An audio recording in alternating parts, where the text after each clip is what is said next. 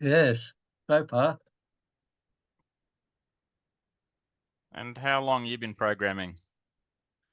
Oh, since about 1978, 79, Okay, and what were you doing in those? What? Tell me your first language then. was basic.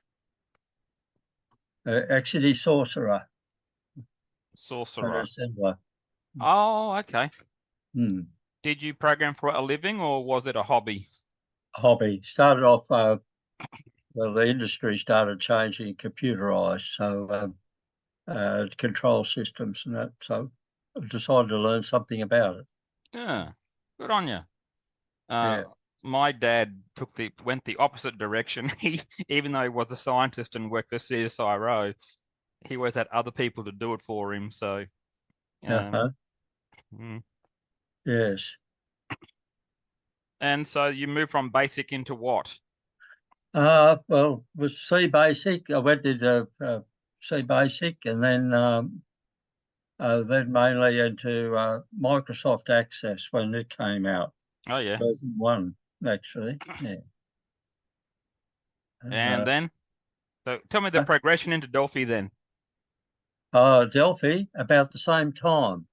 I was Okay. doing a degree in computer science, and Oh Delphi yeah. was one of the subjects. So I moved into that. Turbo Pascal was first, Yeah, yeah. then followed up, and then it's only associated with work, but the databases was the field that I was really got into then. Okay. Yeah, So you finished the degree? I never finished it. Yeah. What I got stopped you? promoted.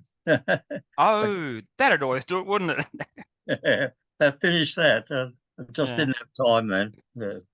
So how far through the degree did you get? 2/3. Yeah. Oh, well, hang on. So that in the 90s, and that would have been? Yes, towards the late night. Yes. Mm. So you would Yeah. have had a small debt to pay too. Pippin. A small debt to pay as well then. No, I paid it out as I went. Yeah. Yeah. Mm. No, I've also done in the recent years a little bit of tutoring, people who are going into, let's say, computer science, and they may be doing engineering or something, and let's say the cost now is far greater than what I paid back in the early 90s anyway. Mm-hmm. Um, it's ridiculous what they're paying for, I think for a couple of subjects. Now, I think like it's about 40,000 a year for engineering, shall we say, slash electronic engineering, which includes computing, so Yeah. um, it ain't cheap. So, Oh, everything's expensive. Uh, yeah. I, I retired about 2005. Okay. And then I did more work for the Navy. Oh, okay. So But you're in the Navy. I was a merchant Navy. Oh, Yeah. okay. Yeah. I finished up on the gas tankers, the Northwest Shelf. Okay. Mm. And they used Honeywell TDC 3000 systems. Okay. And you were Yeah. working on them, were you? Or Yeah, I was chief engineer on those, yes. oh, And so then you're more of an engineer. Hang on, so you were more of an engineer than a computing person, shall we say? Is that that's fair? right. That's Yeah. more an engineer. Yeah. That's okay. Look, there's a guy who I'm also a parish look, okay, so in my world, yes, I have worked commercially in software development, but for various reasons I had to get out a couple of years ago. Um and but I still, keep my hand in it in various ways. Anyway, Hmm. so right now I'm part-time. Well, I'm about to change jobs again, but I was part-time parish administrator, and one of the guys who I'm friends with, he works in the Air Force, and he looks after all the courses for. He actually makes up the courses for teaching the people how to fly planes. Anyway, he is more of the he is of the engineering, side of things versus, my side, which is more software development. So, he likes to, we like to tease each other, you know, about our, because he sometimes claims he's a programmer and said, okay, well, let's test that theory out. Yes. Oh, it's interesting that how it's changed over the years. Yeah. Oh, look, the computing has changed a real lot, you know, since I started, and because the internet would have started, you know, back in the mid 90s, I'll say. As I think it would have been at uni in the mid 90s. I'm not quite sure when it, let's say, became, shall we say, what's the word I'm after? Became non-publicly, you know, used. Well, I still remember the sound of the dial-up, but back then people were quite happy to wait a couple of days for a message, you know, via email. And these days, if it's not a second later, well, you know, you're in trouble. Yeah. Hello, Paul. We were just talking about that today. Hello, Paul. Can you hear me okay? Certainly can. If it used to write away for a data sheet or something, it'd take a month to come. Everyone by mail. I tease my son, who's 24, about, you know, how long it would take to load games back in the 80s. Yeah.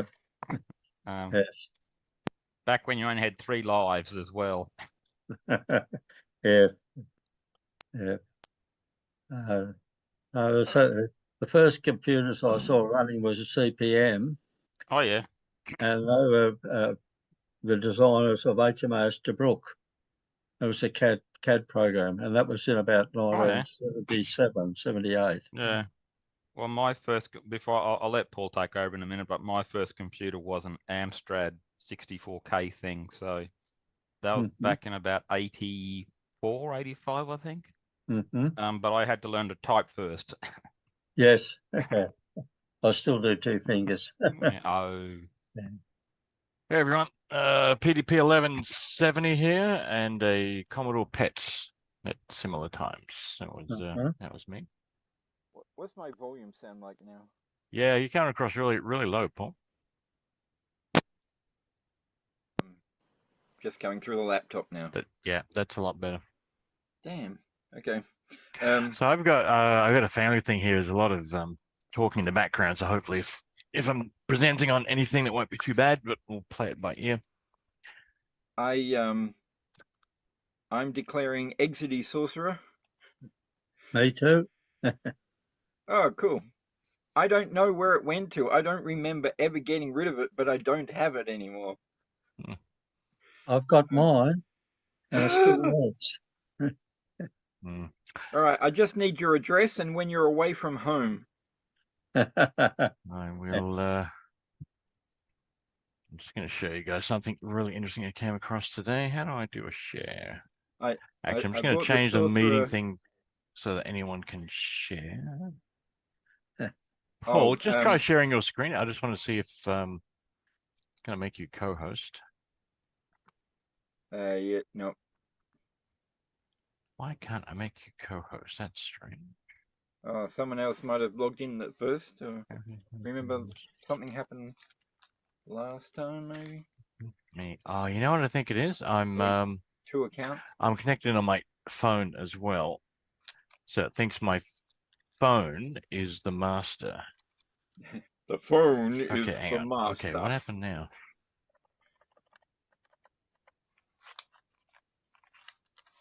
You've got 2 up, Scott. Yeah, okay. It's going to be interesting. I think I killed the wrong one. Hang on. Assign and leave. Who's going to assign a new host? Me. Make me a new host. There we go. Okay, so now I should be able to make Paul a co-host. There we go. Okay. Right, and I'm just going to make sure this is set up so that anyone can share. Thanks, Scott. It's always a struggle doing this. You think it's all set up okay, but then, yeah. Bob, can you try sharing your screen? I want to try something that's not a host. Yeah, share screen here. Host disable participant screen sharing is the message. Okay, that's the thing I need to change. Oh yeah, who can share? Yeah. Um, God, it's always bloody difficult to find. Where the hell do you find this thing? yeah, there Okay. should Oh, be you know like what? There's so you got to click on the participant window, and then there's a little button with 3 dots, and then I think you've got to go. I think there's something on there somewhere. it's share screen, up arrow, Yeah, where's share screen? in the middle of the bottom. Oh, there it is. Okay, The right. green button. Okay, who can share everybody? Yeah, Okay. yeah. I should Right. point out that Scott was organizing Perth Delphi Club, user group for how long? I don't know. Oh, I tried to count. Somewhere between 7 and 10 years, but yeah, I really lost track of it. a long time, a long, long Long time. time. And Tim, I guess Tim has introduced himself. Oh, yes Yeah, and where are you no. from, Tim? Where am I? That he's rapidly becoming famous on YouTube. The land down under. No, I'm in Brisbane. I've been forever in Brisbane, nearly. I am the crazy one who put a channel up on YouTube called the Silver Coder. Yeah, and you've been putting out like 2 a week or something, haven't you? That's what I'm trying to do. Yeah, Oh, good job. to keep the interest there. Can you post a link to that? There should be like a chat log here somewhere. If Yeah, I'll work that, post Paddock. that in Give me a there. moment. And also, I think somebody might be a new MVP. That would be. Hang on, let me check if I'm. Am I muted? No, we can hear we you. can hear Yeah, you. no, yeah, that would be me. I am an M. Yeah, I am one of them. Yes. Congratulations. Thank you. I'm just going to share my screen for a second, show you something interesting I came across today. Hey, Frank. There you go. Yeah, take a look at that. Can you see that screen? Oh my goodness. Came across this today. I'm pretty sure it's legit. I mean, who knows what they are these days? That's rated I think it's called an M at AGAT. least. It's a Soviet computer. It's a clone of an Apple II. Really bizarre, because normally the Apple II clones look pretty much like the Apple II. Sometimes with a few more keyboard buttons added on there. But yeah, pretty funky looking thing. What is Russian for "you sexy beast"? I thought it had kind of a vibe of a like a PDP-8 with these sort of angled lines here. Almost Olivetti. So that's I wasn't even aware of these before. I just came across from a Facebook post, so now it's on my hit list. I'm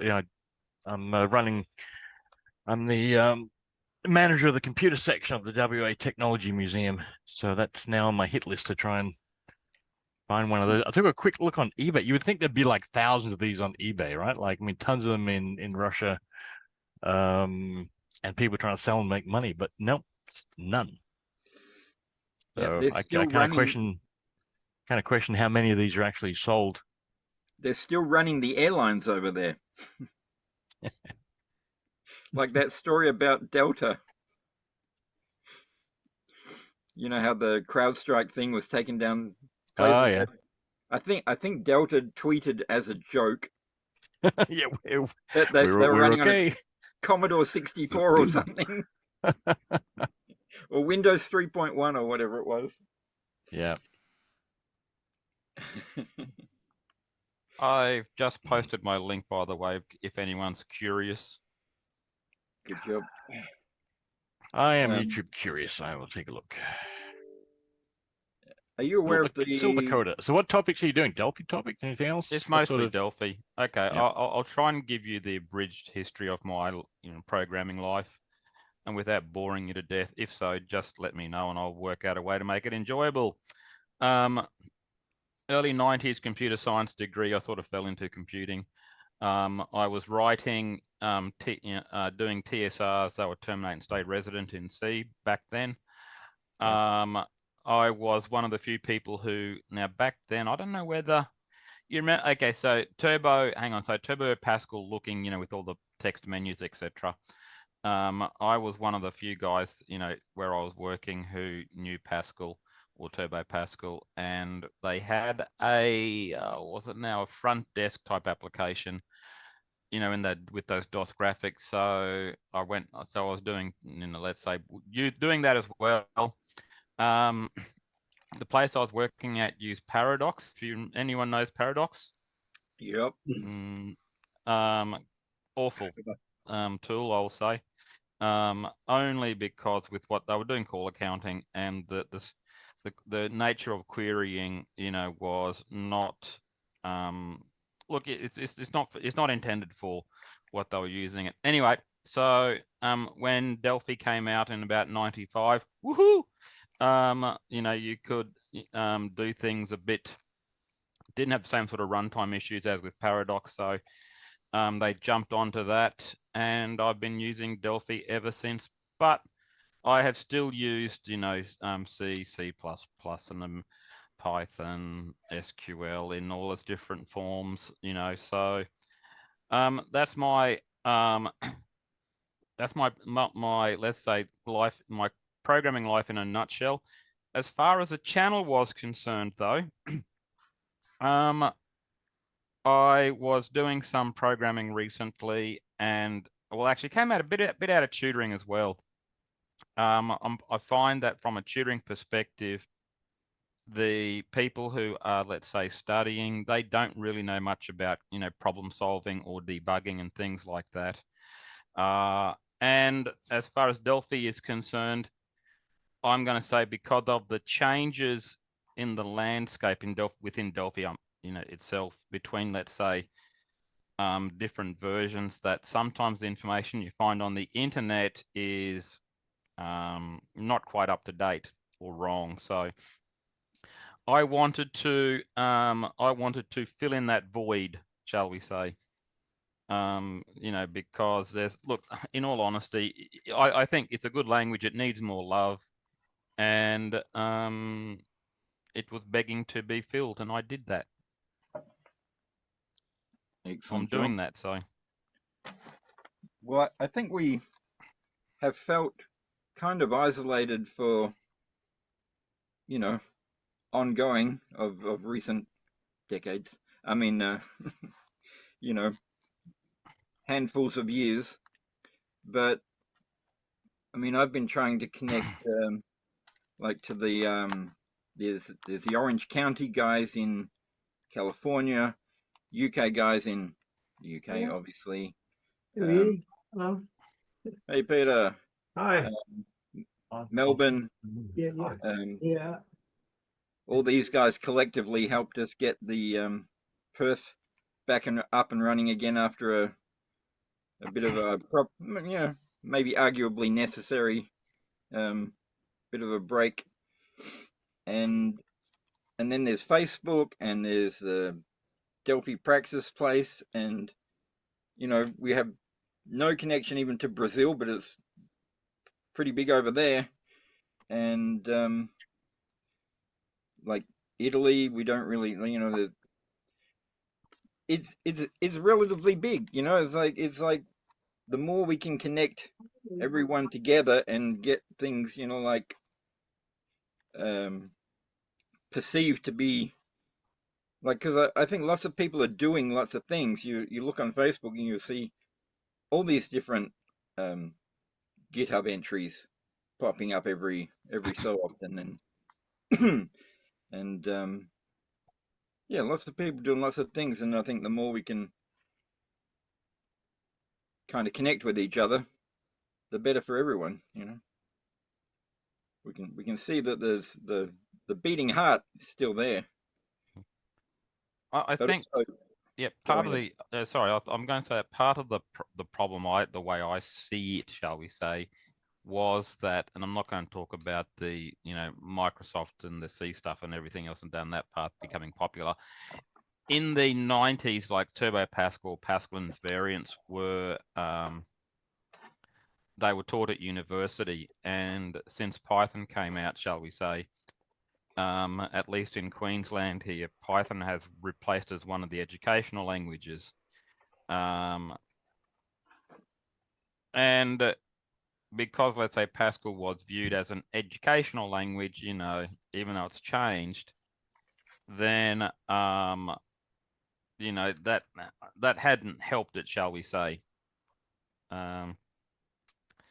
You know, so then you're fighting a bit of an uphill battle, and people don't, you know, if they don't know of its existence, then they're not going to look at it. So, you know, how do you make it known?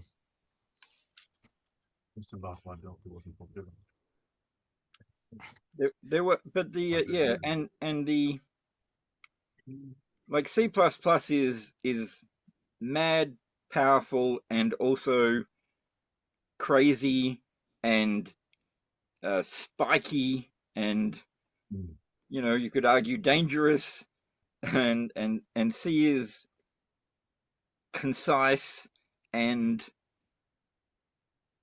primitive, you could sort of say, in a good way, and widespread over all these embedded platforms and all this sort of thing. And then like there's Java, which we will not speak of,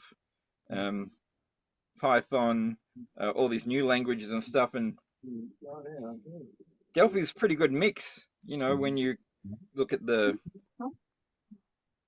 like kind of manual memory management, but with, you know, a bit of the rough edges sanded off a bit, and compiled, obviously, and all that sort of thing. I'm losing the track a little bit of no, where am I? There we go.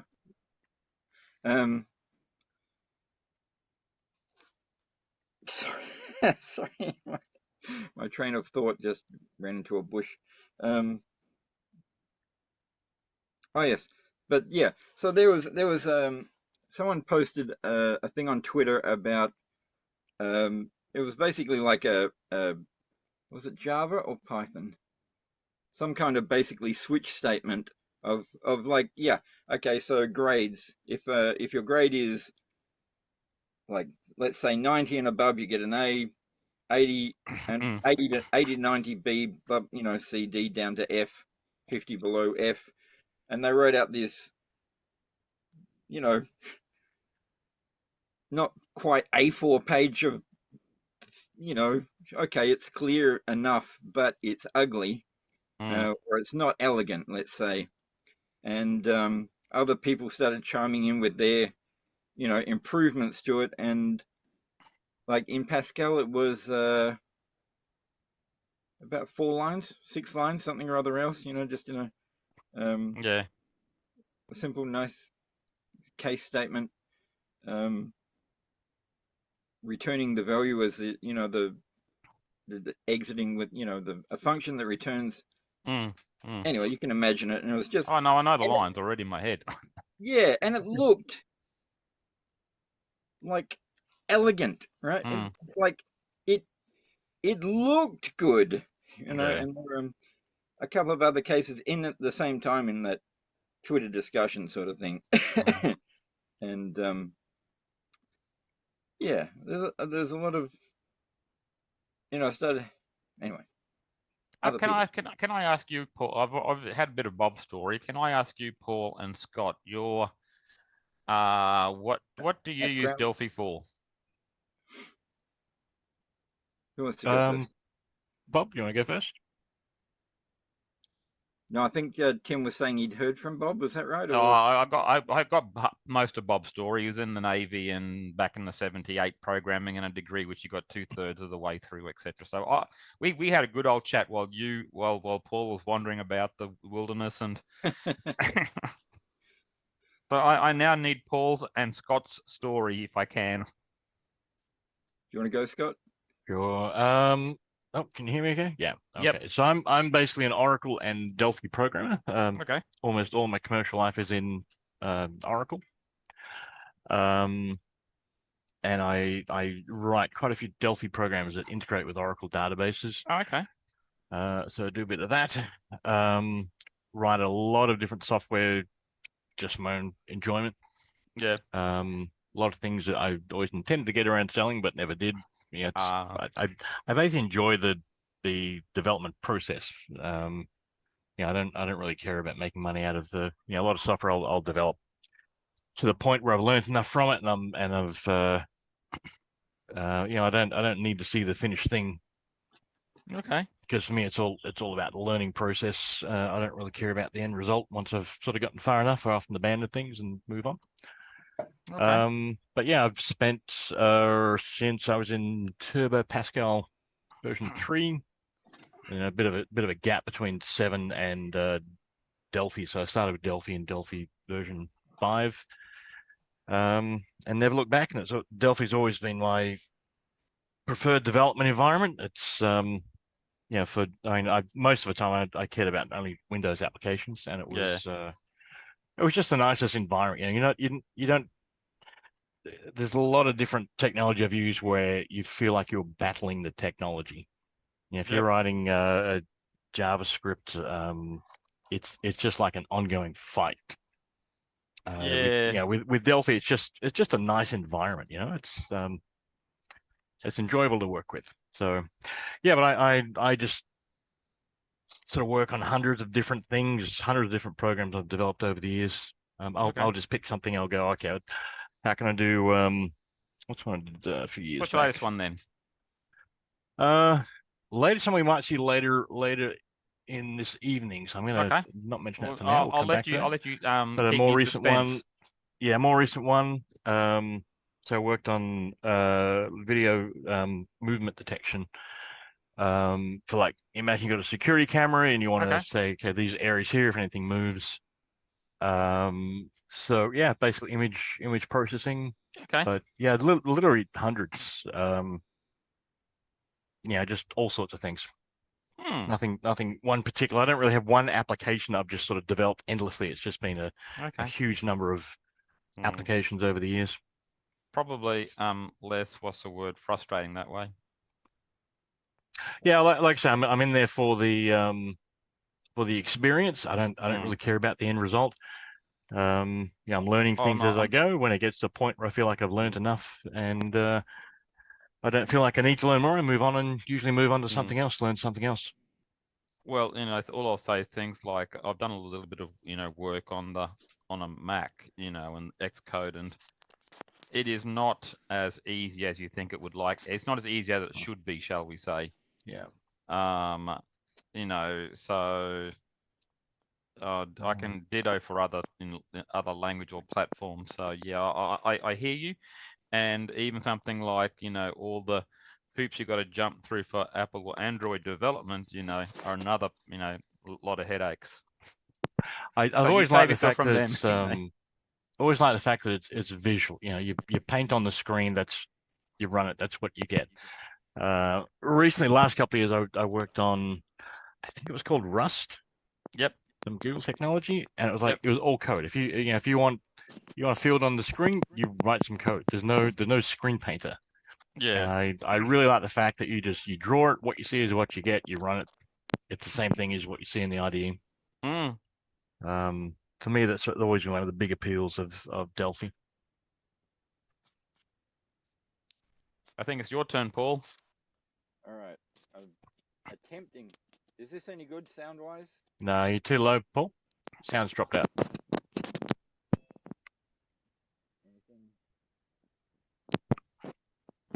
Paul, hello. I think we lost Paul there for a second. I don't know what's going on there. Oh, you're back. Okay, back is perfect now. The headphones are good for listening, but screw up the microphone somehow. It doesn't seem to be choosing a different. But anyway, technology, yay! I started with the Exidy Sorcerer, and the Z80 assembly language book. Okay. Writing the code down in a pad to turn it into hex, and then type it in on the machine code monitor thing, and then cross your fingers and see if it works. but also basic, of course. Yeah. But university, we had Apple Pascal and no, probably just that. Pascal on a Mac anyway. Yeah. Turbo Pascal, family business for the last 35 years, just delivering newspapers. Okay.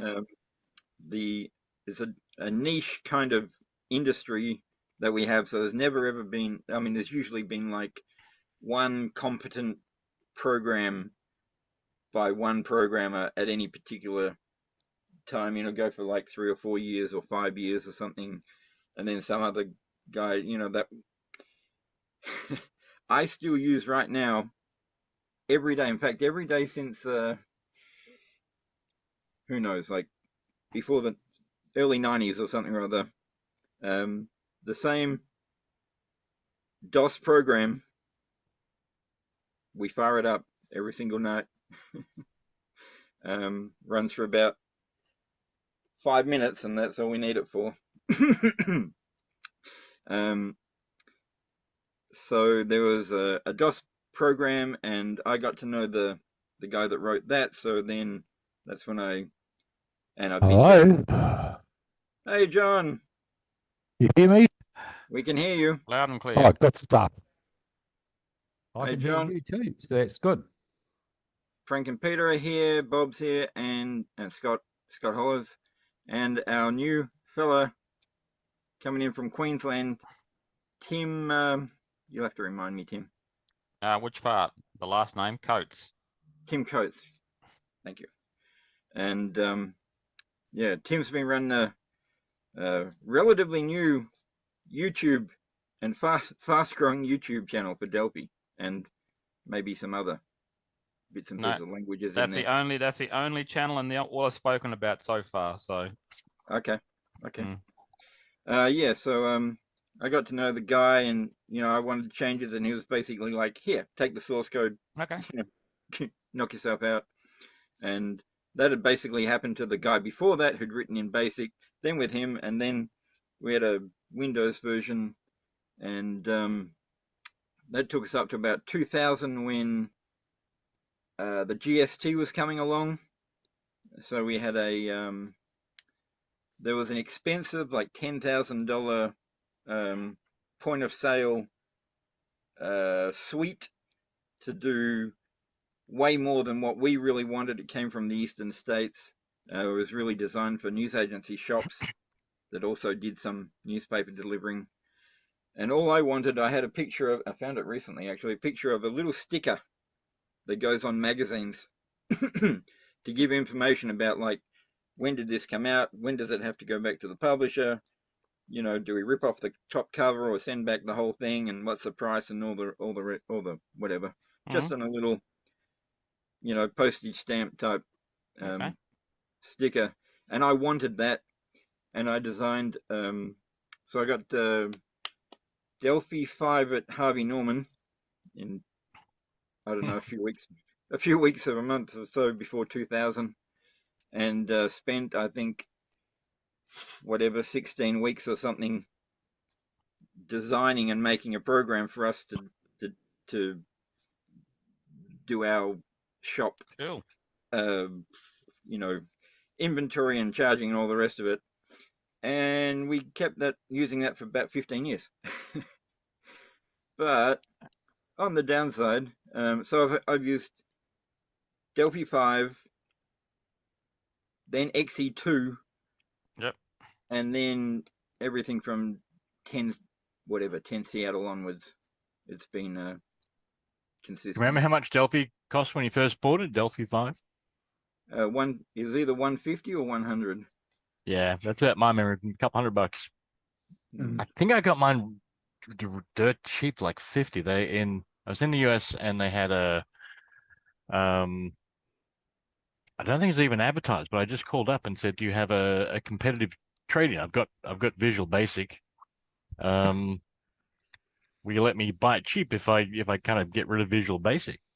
And they said, "Oh yeah, and you were supposed to mail in your Visual Basic disk as kind of proof, but they never asked for that, so which is good because I never had it." Naughty boy. Yeah, but a couple $100 back then. Well, I seem to remember that what I actually bought was Delphi 3, but it came with like a mail-in coupon to get Delphi 5, and so Right. I think that came out in the mail sometime. So I guess they were just selling off old stock or something at that stage. And It was maybe Delphi 5. groundbreaking for the day. I was at a site where a guy I work with, he just wrote this little program. It was a Delphi program, and it connected to an Oracle database, and it would just every now and again run a query to sort of check on the health of the database. It would get some diagnostics from the database, and if it was looking dodgy, it would just set off an alarm. And I heard the alarm go off one day, and then I went and had a look at, and he showed me how he built it, and it was like 3 lines of code. Everything was properties. The database connection, the database username, password, connect string, everything. It was just, and I'm like, this is, and back then the only way to get a Windows program, most people were writing huge amounts of C code to do it, or using Visual Basic, which we all thought was a little bit dumbed down. People didn't really want to use it for serious commercial work. So it just stood out as just so far above anything else at the time. And fast, it was like hit F9 and within a second it's up and running. Hmm. I was going to say, I've used it for all sorts of, in intra-business, just, getting reports, getting stuff, changing data from one form to another or something or other, or data analysis. When the internet came along, getting stuff to us from other places, that sort of thing. But I think really, if I'm honest, for like 10, I mean, there was a lot of growth at the beginning, like trying to figure out how to, like, what do you call it? Normalize a database and set out all that and blah, blah, blah. But for the next maybe, I don't think I've learned a lot about programming for like the next 10 years or so, really, as far as like growing. I mean, I wouldn't really even have considered myself very object oriented as such. I mean, obviously I was using it, Delphi, but not learning about, inheritance and interfaces and whatever and that sort of thing. And but then, maybe about 2017-ish or something or other, I started learning about C++ a little bit more and more and more, and was kind of fascinated with their, philosophy, their obsession with like the minutest little CPU cycles and performance and all the rest of it, and that kind of led, there was COVID, and then there was some a book study group for a thing called category theory, and that led to a little bit of knowing about functional programming and Haskell and maybe a tiny bit of Scala, and now. Okay. Yeah. And now I'm left wanting more for Delphi.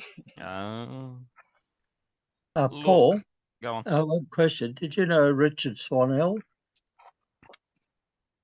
I know that name from somewhere. It was actually Sorcerer, and they operated out of Bicton, I think. And did a lot of programming for System 80 and Sorcerer. I was going to ask if did he write a game or like the WordPress? Yes, that's right. The game. Yeah, he died fairly young. Did he put out that newsletter? Maybe. Yes, for a while. Okay, yeah, I just know that name from somewhere. Yeah. But I don't think I knew him. Programmer, assembly language. Yeah, a lot in assembly. Okay. I think we should all have a day out to Bob's house to play Galaxians on the Sorcerer. Although you could, I'm pretty sure there is a website you can go to that's got a simulation of the Sorcerer. Yeah, a lot of the old games there'll be like a website with a just run it all through web. Don't have to download an emulator and muck around with it. Just My run it wife live. I was got running me- a Commodore PET Space Invaders the last couple of days. Hmm. Yeah, a lot of fun. My It's on wife my, got it's on me my an- hit list. go on. It's I'd like to try and pick up a Commodore PET sometime this year. I've got an Atari console that's loaded with all the old games, and you still got the old joystick, with it. So I remember writing a basic for Dungeons and Dragons, one of the, like probably the original, I mean AD&D anyway. Some basic program for like character generation that was oh just yeah, line upon line upon line upon line. It's like Back. saved onto cassette somewhere. Yeah, I used to write a lot of code, and then you discovered loops.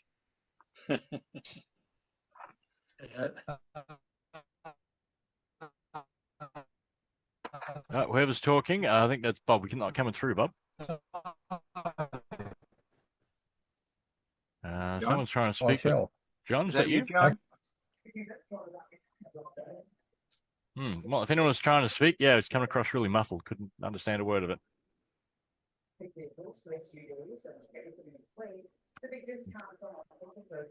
Oh, it might just be a bit of background. There we go. John might be away for a sec. All right.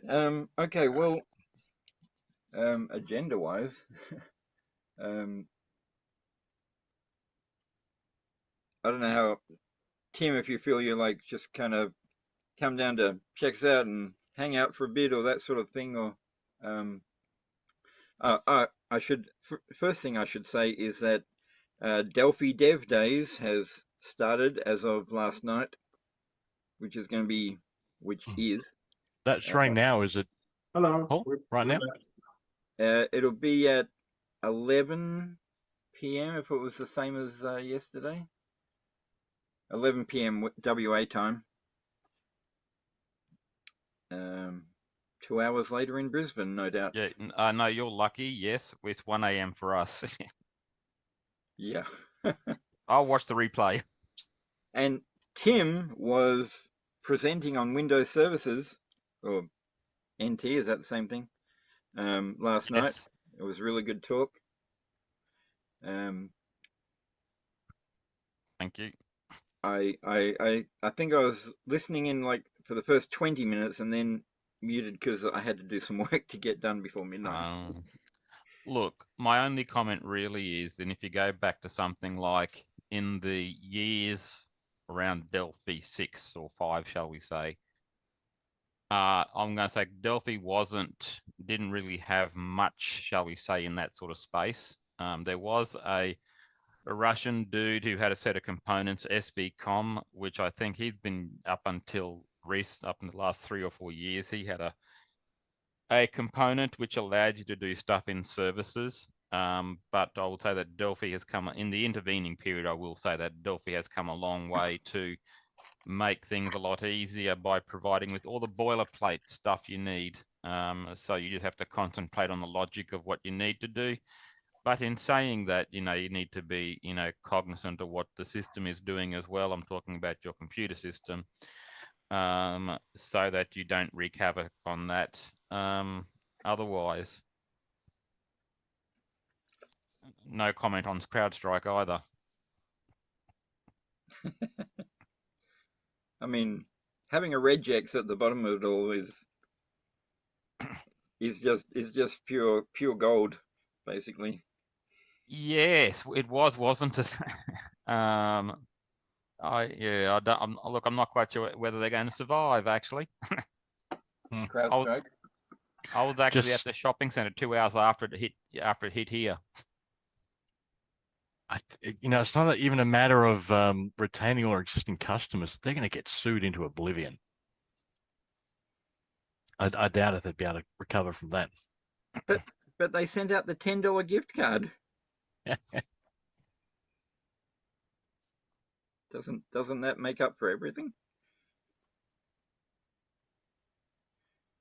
I think somebody who's in charge of marketing or disaster relations or whatever maybe needed to be taken into a small closet and beaten with a telephone book for that Look, particular part of it. I'm not trying to hijack whatever your meeting, but there was a guy in America who was a sysadmin at a hospital, and he'd gone home and was about to go to sleep, and he was talking about how he got some calls from the guy on site, shall we say, and said about this machine blue screened, and then another one blue screened, and then another one. Anyway, so he went to for whatever reason, he couldn't connect from home. So he went to his sister's place and, got on, and then he lost his connection. And then he went into work, and then the whole hospital was basically, all, cycle blue screening, and they're wondering what the hell's going on. Well, after a little bit of time period, they were on a phone call with a few other hospitals, and that's when they found out, well, guess what? It's not just us, it's gone a bit bigger than that. And for him, it was a case of, whew, it wasn't us, so there would have been, look, in any place, there would have been a fair bit of panic, as to what was going on. And maybe some re-examination of the reliance on technology. Yeah. But yeah, you don't have to worry about hijacking. We're neither high nor jack. It's just meeting. Cool. Scott has a I'm not sure if you're keen to present it, Scott, or and Peter, I've got things I can definitely quiz Peter on, and if Tim's got things he'd like to put in front of us, no problem. That's great too. We're here now. We had dinner and it was very good. You're flaunting your edible. God damn it! I can't even come up with a decent a culinary term. No, of a decent adjective. All right, I'm sacked. I'm out of it. Oh, I just wanted to say, kind of looking through the list there. I don't know if Tim knows about the forum, the Delphi, Which one? The WADUG forum. No, look. Yes, okay, I know of it. I haven't really gone into it. In my life, shall we say? I also just say as an aside, I also do volunteer work for Beyond Blue. So between coding, videos, Beyond Blue, my work, tutoring, and everything else, plus the Lazarus forums, plus the EN forums, etc. There's too many forums. Yeah. I only mention it because I've mentioned your channel on there. Oh, well, thank you. Yeah, of course. But I've also, there's a post I made.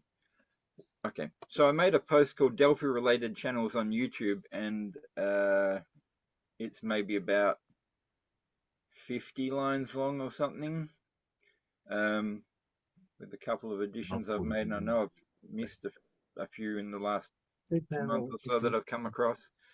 But one that I would like to add is Delphi blogs online, and I know I've been to a heap of them, but they're not written down. So yeah, I don't know. That will. Is that a channel or is that a website list you're talking about? About the YouTube, you mean? This blogs online one you mentioned. No, that's something I haven't collated. Oh. But eventually would like to. Because you just keep coming across, you go to archive.org, you go to somebody's GitHub page, and then they've got a blog, and there's all these great people who've written amazing things for years and years and years, and yeah, so sometime down the track that will be. I just put a link to the the other YouTube's thing, but on the forum, not a big deal. For the local people, I mentioned in the email about Dome, at least in Gosnells, having a meeting room that we can book, and I'm guessing that other domes in other, maybe not all of them, I don't know, but other ones might also. So we could potentially get together in person, maybe somewhere more central than down here in Gosnells. Oh well. Anyway, I just mention it for us to maybe think about for the future. Well, maybe for next time, hopefully.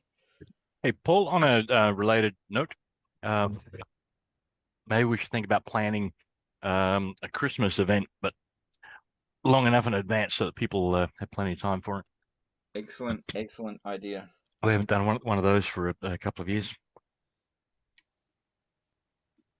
Yeah. So what topics did we miss? Sorry, apologies for being late, but yeah, I had a huge lot I had to get done today, so this afternoon. So Oh no, it was a lot of well, I mean, I was late. I was in Rollystone and realized, oh, it's 5:40 right now, not 4:40. I better get home. Kid gymnastics, goodbye. right, Not me gymnastics. I can roll around on the floor, but that's about it. you do backflips. And Tim has been sort of familiarizing. Oh, you guys want to introduce yourselves to some degree, if you like? You want to? If you want to give a Yeah, we posse have. history. You're gonna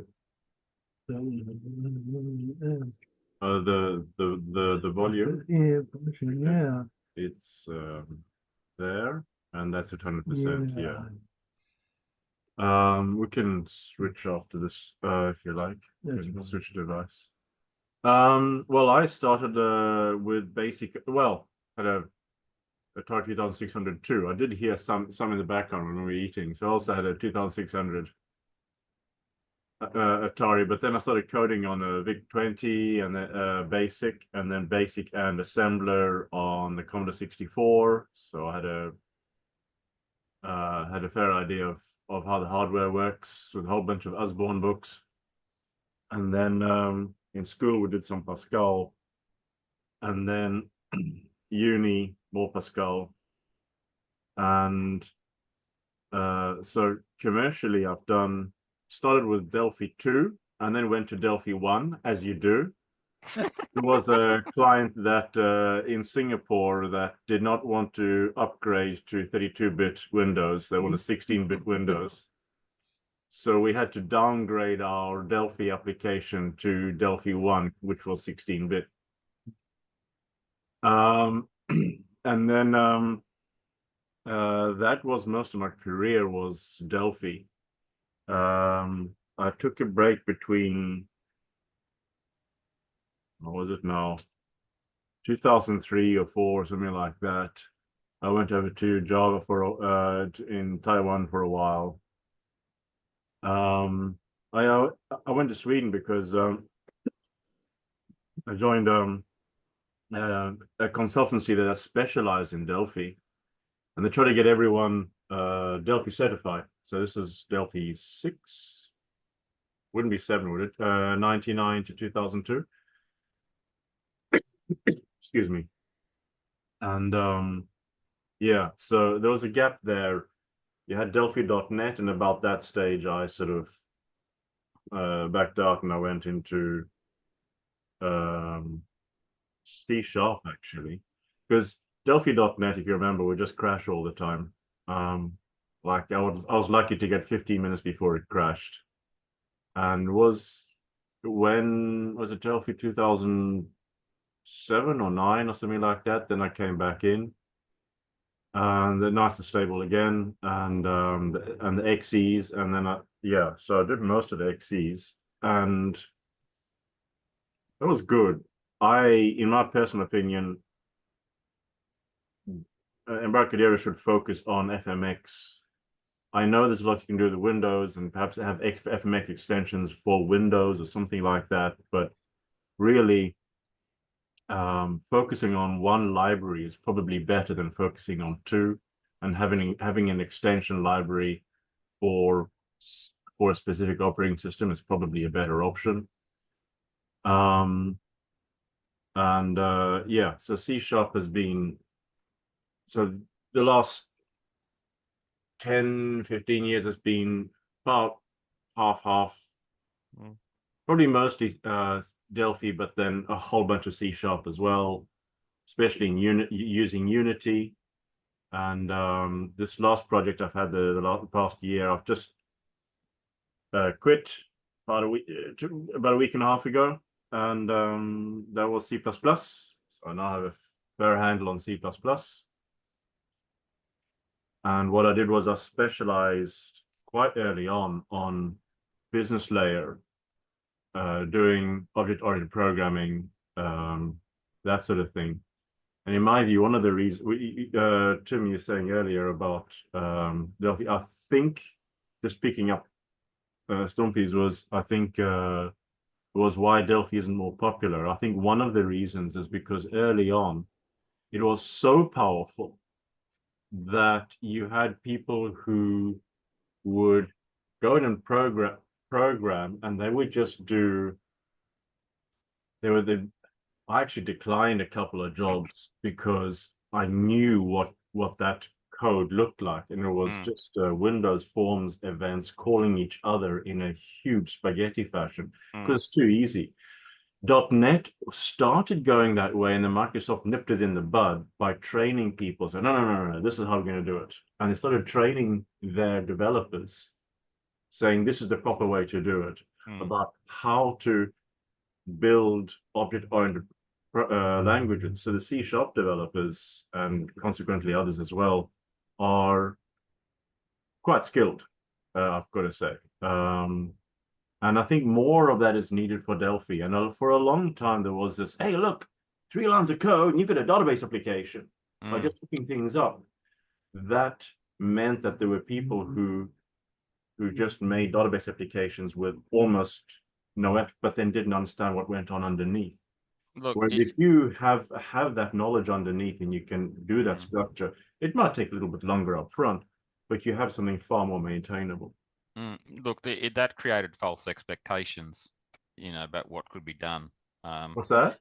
It created, when you could do things fast, it created false expectations. Yes. And the other thing I will comment on, when you talk about spaghetti code, back then in the mid to late 90s, at university there was a class Delphi wasn't considered object oriented because all you were doing was attaching an event handler to a button. That is not OO programming. Because they didn't understand the concept of what we today call MVVM or model view. There are a couple of terms for basically the same thing. And I remember I was working at a place just in 2018, 2019, where they had an amalgamation of Delphi and C# in the same binary. Yeah. With a little translation layer in between. And C#, .NET, I mean, that was awesome. Delphi was crap, in their opinion, but then they used a version of Delphi from before we had generics and attributes and proper RTTI and stuff like that. So they used an antiquated version, and they couldn't understand. They didn't believe that Delphi could be used properly. But the thing was, you were just saying just before then, false expectations. Yeah, that's right. About it being object oriented, and I said, yeah, it certainly can. You have all those features in a modern Delphi, and modern Delphi is very powerful. And they didn't believe that because they hadn't really seen how it should be used properly, and they were primarily .NET developers. But but it's partly because they were using an integrated version. So I educated a couple of them, showed them how it could be done, and they were like, they literally were like, "Wow, that's actually really good. That's actually really clean. I didn't know you could do that in Delphi." But yeah, I think that the common denominator from the outside appearance was Delphi. So Delphi got a poor reputation, ironically, because it was too good. So if that reputation somehow can be repaired, I don't know how, but I'm not a marketing guy, but if that can be repaired, I think Delphi would rise again. Are you okay? It's beginning to rain here. Can you hear? Yeah. Can you hear me? Yep. Oh, we can hear you. I can hear you loud and clear. It's been rain. Look, along the whole Queensland coast, it's been raining as well. So. Okay. I can't really hear you. So. Yeah. Speakers. So yeah, but yeah. So I can now just do C++, C#, Delphi. I mean Java. You pick up languages quite quickly now.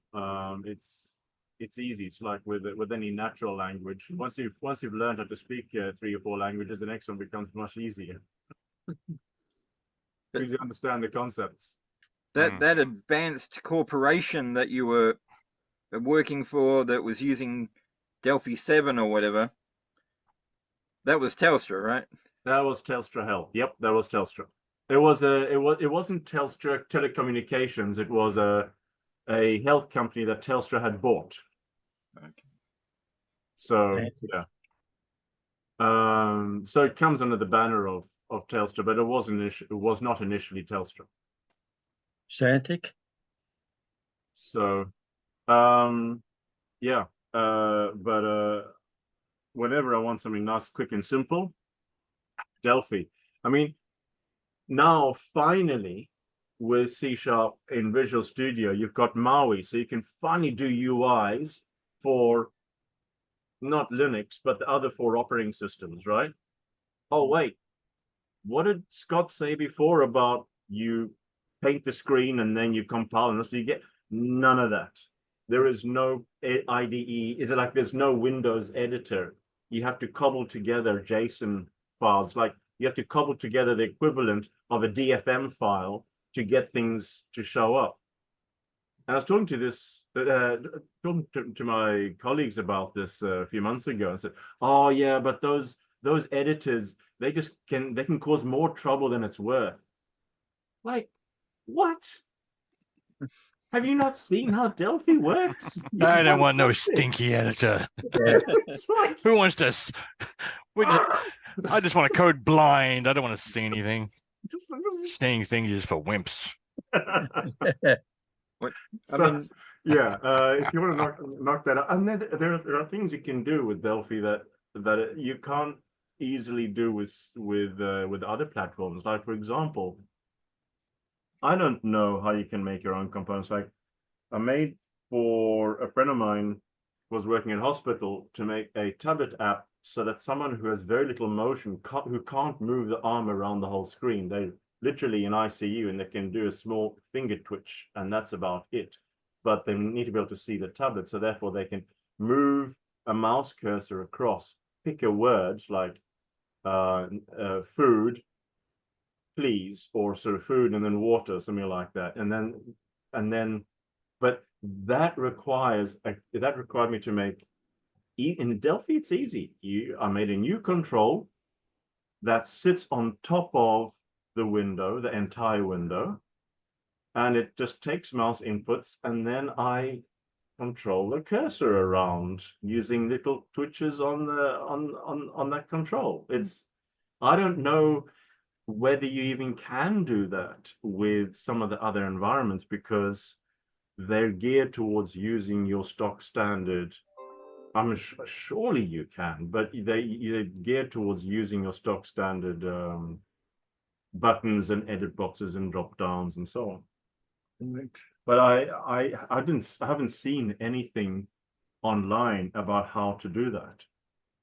Whereas that's just standard Delphi practice. You can do it. You just, if the control doesn't exist, you make one. Correct. And it works for all platforms. Well, in FireMonkey anyway. Well, well, again, I'm hijacking, but what you're talking also about there is, like I've written a word search program. You're going to say, that's a big deal. But but most word search, you have to sort of like, glide your finger over the word to find the word. And one of the and I showed my psychologist, one of what I can do with mine, because basically I just have to, hit the first letter, hit the last letter. Yes, you found the word. Because the idea being, I want to make it as simple as possible for a user to use. I don't want to, if my dad is Parkinson's, he would never play the game because, he'll never find a word.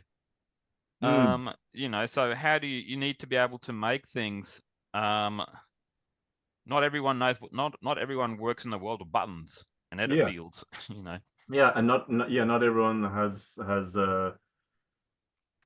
that dexterity mentally or physically. That's right. Well, with me, after the stroke, Yeah. that I've talked for a few months. I couldn't talk at all. So what happened, I realised after, you're thinking is one part of the brain, but talk is another part of the brain. So normally, a little boy or girl, straight through, but it gets cut, then you can't do it. You work it. You've had to work new neurons Correct. around. Yeah. And the same thing with writing now. I can get a few words out now, about 5 or 6 things, but I can't remember. I can see things straight away, Yep. but I can't write. Yep. And that's the thing. And that's what you were saying. That's in the brain itself.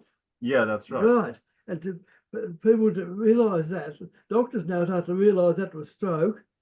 I can know what you're talking about. Because there's two different parts of the brain.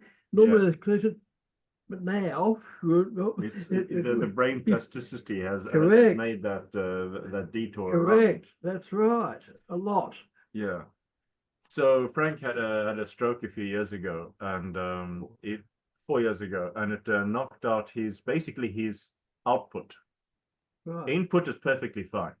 It's his output that was damaged. And processing is fine as well. So it's basically. So that'd be frustrating. Yeah. So this is like you said, it took a while for him to actually be able to. A few times there's a few times you just there was a stroke, didn't you? After with practice. Yeah, we did. So your father, has he found much? Has that helped him the program? Oh well, he's dead now. He never got to see it. No. Sorry. Oh look, no. Look, don't apologize. Look, the reason I had to laugh is because he died at the beginning of this year, but him and computers were, even though he was a scientist, were that far removed. When it came to the computers, Mum operated them all, and when Dad had to use like a thing called you've heard of Headspace. Even when he had to use Headspace, Mum would start it off for him. He'd do the exercise and then exit the screen. So, but for things, and he did try a couple of apps on phones, shall we say, but they're too.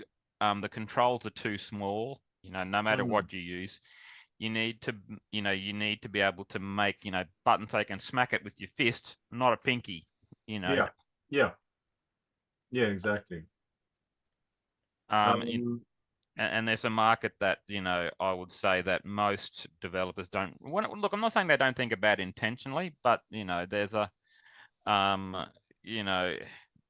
knowing who your users are is very important. Yeah. And so yeah, Well, just seeing things on mobile apps can be really hard Yeah. for people like Well- my mother, you know. well, the same, the Apex one, there, I'd got there and 12 point or 14 point fonts all the time. Yeah. And of course, that was most of the thing on the screen, fair enough. Anyway, one came in one day, all the same there. And about an hour later, he said, hang on, I've got glasses here. But I can read it. That's right. Yes, Yes, and he knew that. He could read it And he without forgot. it. That's he- right, because he did come out a lot of cows, but no glasses. But he hadn't got glasses there. So Frank's made a firmware which he used Delphi for dairies, and so you know for managing the milking, like making sure that they get the right feed and opening the gates and Wow. the whole lot. And yeah, so yeah, basically, like he says, someone comes in, tries a new software, and then realizes, oh wait, I'm not wearing my glasses. I can still see. I can see what I'm doing. Correct. Spot on. Hey, well, look, I'm going to grab a cup of coffee and I'll be back in a minute. Okay, so you lot keep Sure. chatting away and Yeah, no worries. I just want to. G'day, Les. You got it? There we go. Sorry, There we go. Apologise for being late. Got caught tonight. No problem. No problem. And I don't know And if I don't know. John can hear us. But John? if you can't, You got a John? John on there? did I on Please blow but up. yeah, we were introducing ourselves to Tim. Why? And so I was just going to invite also Les and John to give the brief background if you want to, when he gets back. Oh, Yeah. Tim's been he's in Brisbane. He's been or he's a new Delphi MVP. He's been doing a new YouTube channel strictly on Delphi for I'm not quite sure how long, but at least a few months now, and pumping out some videos there. Excellent. Yeah, well, it's good. It's good to see Joe Delphi getting a higher profile. And he's come from Queensland, did you say? I think in Brisbane, but he can let us know in a sec. John was there, but it was only a static screen, so I'm not sure that he was connected properly. So wait and Yeah, see. I think he was connecting on his phone.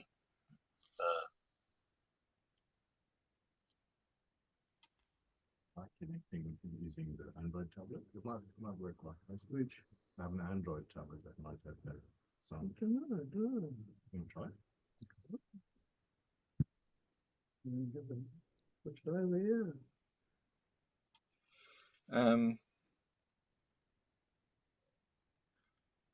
Just completely in passing, I noticed today that if I go to the not today, certainly in the last week, on my Samsung phone, if I go to the picture gallery and there's a photo of, like, you know, my daughter or something, and I hold my finger down on a arm or something, it selects the person, just the person, like separates it from the background.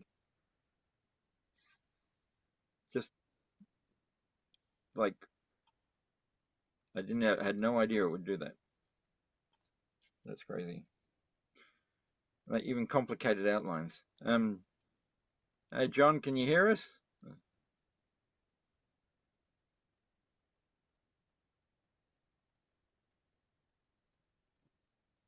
Is it connecting to audio? Can you hear us, John? Testing, testing. If you're talking, we're not hearing anything.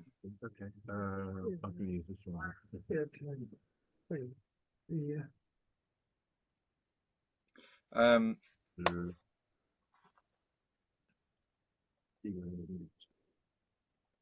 right. We should probably well, okay. Do you want to give any sort of hint about what your potential topic is, Scott?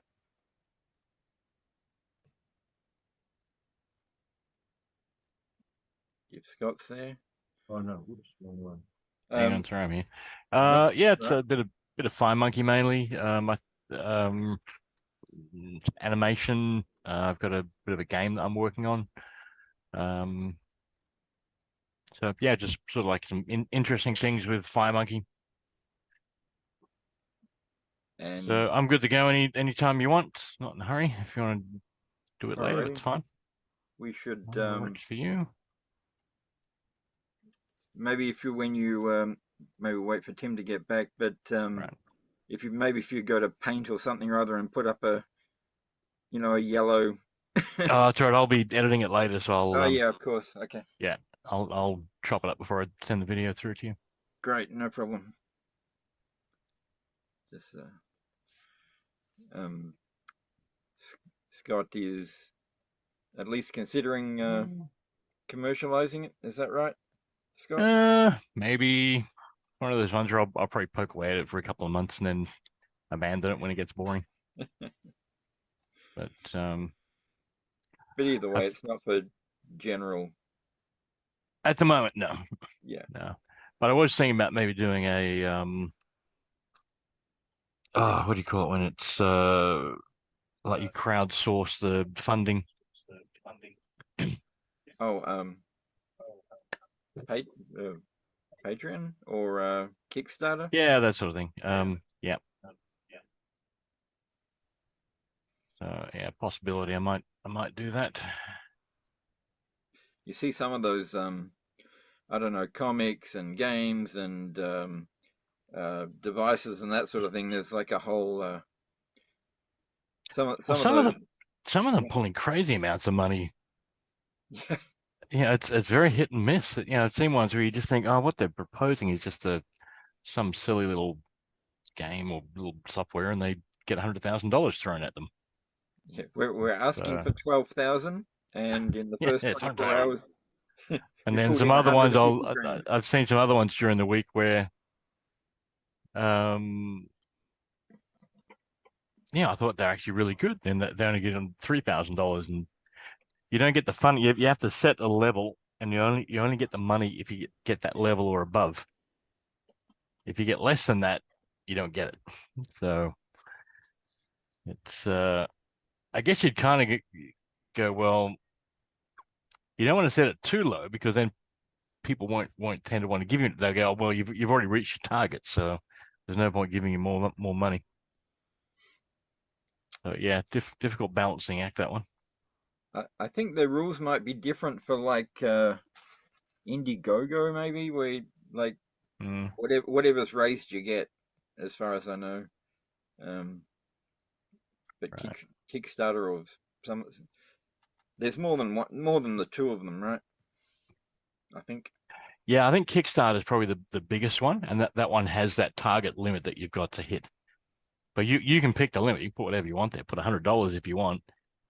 But yeah, I think the low targets put people off from, because they're basically they're not buying whatever you're saying you're going to do. They're just giving you money, hoping that you will actually get around to doing it.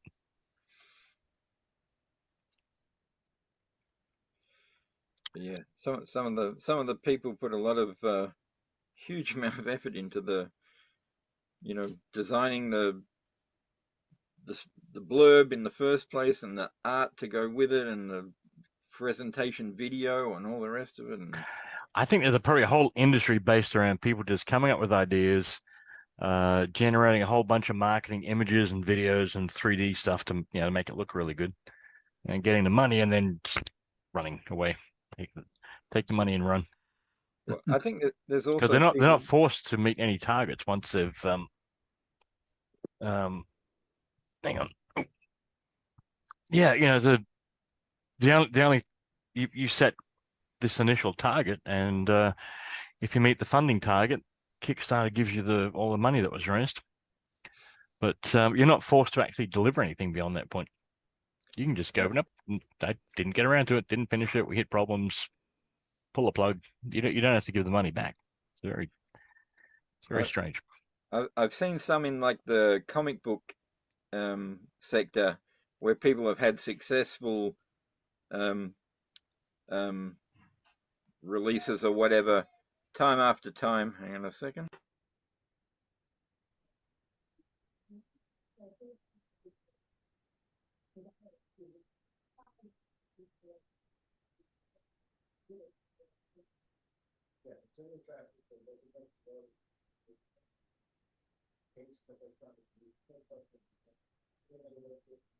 Sorry, background noise. Yeah, sorry, am I talking over anyone else? No, you're good. Okay.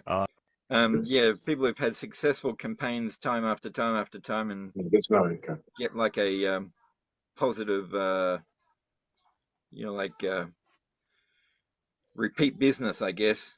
And then some other stories you hear about someone rejigging some game from, the 80s, and they're recreating it, and everybody's hyped and excited about it, and the thing stretches on for 4 years, and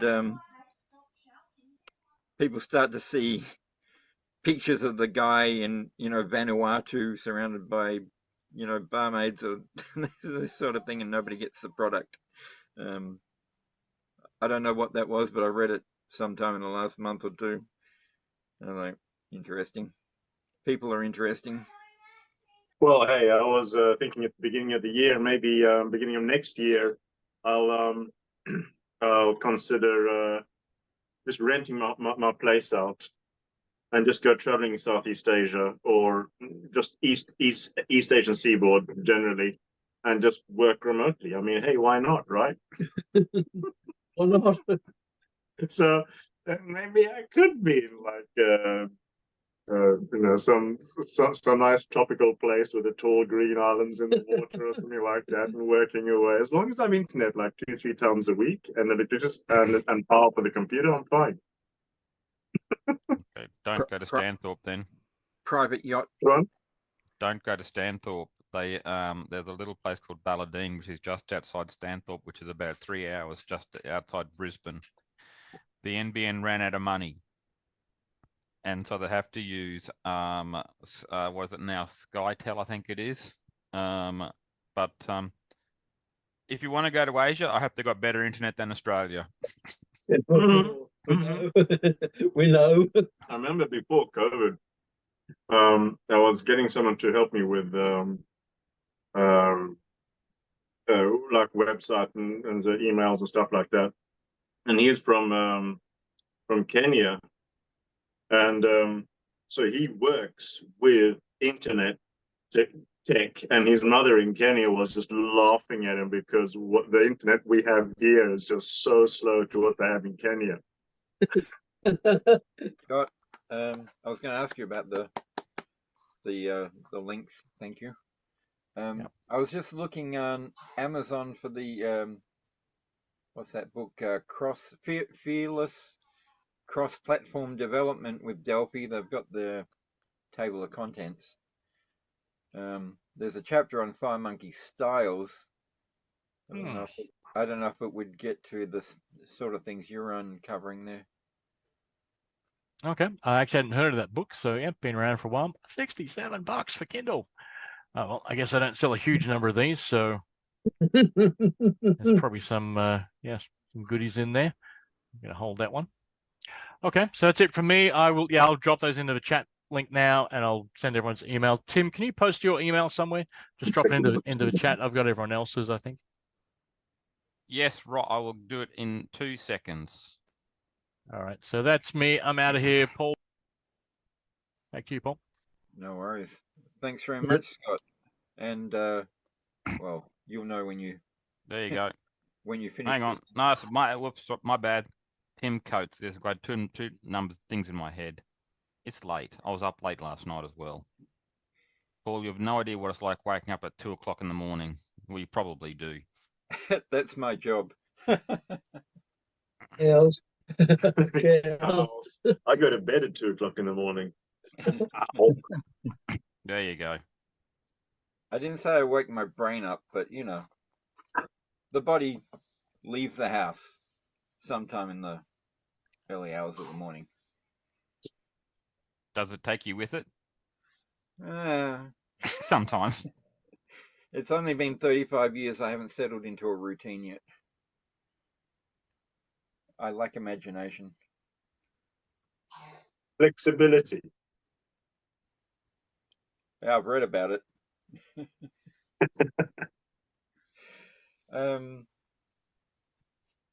Was there anything you'd like to talk about, Tim, at all? Or I mean, don't feel any pressure or anything. It's cool just to have you. Okay, so what would you? Okay, so hit me up with with a topic or an idea, and see if I can say something. So, which topics are you presenting at the thing coming up? Actually, no. Look, what I'll do, what I will tell you about actually is, I'll give you my let's say 2 cents on Lazarus and FreePascal. Awesome. Okay, so let's say visually, it harks back to the past, which, you know, good and bad, in that way. So, you know, if you get it straight out of the box, you know, it will look like Delphi 6 or 7, where you've got windows, in my view, scattered everywhere. I am not a fan of that. It goes back to let's say another thing, shall we say, is that it goes back to the, dare I say, the older style of Pascal, where you can't mix your variable declarations and your code. So it does have some tricks in there that, or if you do have a variable there where you have a variable, you can, that's a shortcut key, you can hit, which will put it, write the declaration for you above it. It does have a nice feature where it does tell you if there are units that are not used in a particular, so in your users clause, if there are units that are not used anywhere in your code, it will show them as let's say, as a hint or a message, which is quite useful. So, you know, if you play around with things and you say, well, you throw a panel on and say, well, no, I don't really want a panel, but now you've got a panel in your users clause, which you don't think about knocking out. So it will tell you about that.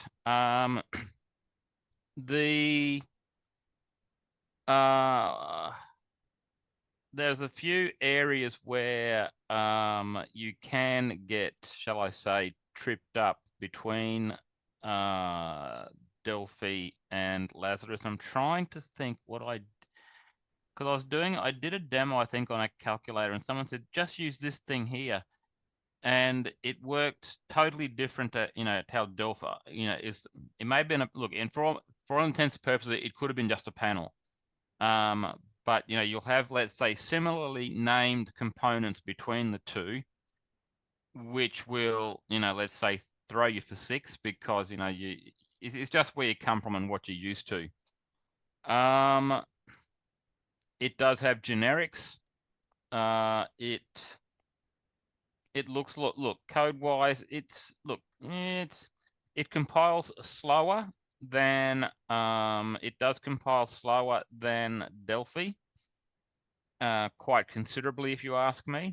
And let's say, from the visual perspective, there is, okay, if you want to make an application that's eye candy, while it does have some components which are, let me make myself look a bit brighter. While it does have some components or component suites which you can have, where you can make things look pretty, you would otherwise, go down the Delphi road. It does have it does target a whole suite of different architectures. If you look at any of their platforms. Let me see if I can, let me just get out of what I'm in, and I'll see if I can load it up and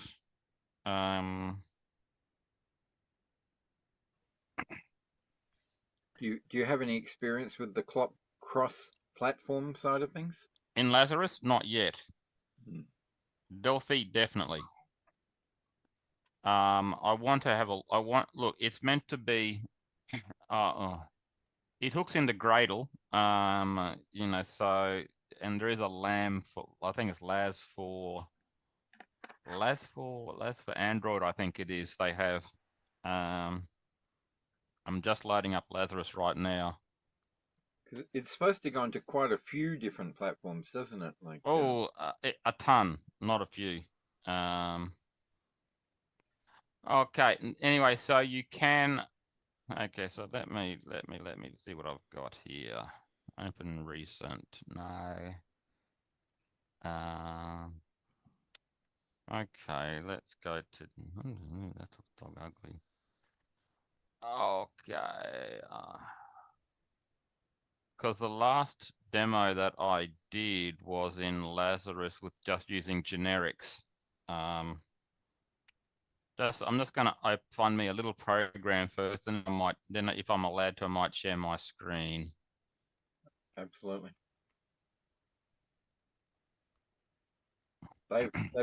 They've been working on adding anonymous functions. Is that right? I think they have, but don't quote me on that one. Okay, let's go to this one here. And they do have some nice, look, the big, look, I'm going to look, and this applies, you know, somewhat to Delphi as well, I'm going to say. Documentation, you know, compared to what it used to be, has downgraded radically, shall we say? And I understand, you know, you can't provide. If you remember the amount of documentation you might get when Ball and C came out in the mid-90s, you got like a set of 6 books. I shudder to think what you'd actually get now if you think about components. Now, what's happening? And the in-app help was just fantastic. You just go to a library class F1 and it would pop up the app, and then you could see the intro to the class and all the properties and all the methods, and you could see the ancestors. That was impressive. Yeah, and you know, for a good number of years, I used to keep a copy of the old Delphi help files when they were good quality, and I'd be using them 5 years down the track. It got to a point where eventually they were too out of date. But you know, for a long time, that was the best way to get help, to actually not get help from Delphi, but go out to Windows Explorer and then open the old Windows help files from like Delphi 6 or 7. Let's do a close over there. Okay, let me just see if I can find. I'm trying to find a damn project. LPL. Let's try that one. Open project.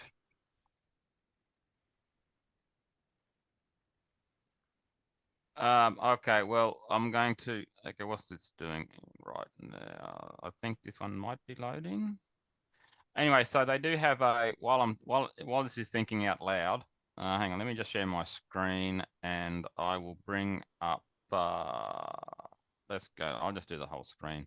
Heck, you can see what I got. No porn on my screen to worry about. Okay, so here is Lazarus out of the box, and you can. Now, but what I have done, by the way, there is a dark. There is an auto docking. Where is it now? Tools, and I'm trying to. Here we go. Online package manager.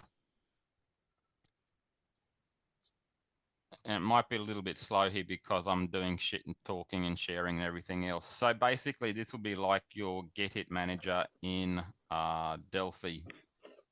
And I'm trying to see where I can put that one. Is that this screen in the way here? This where you can see this horrid chat stuff.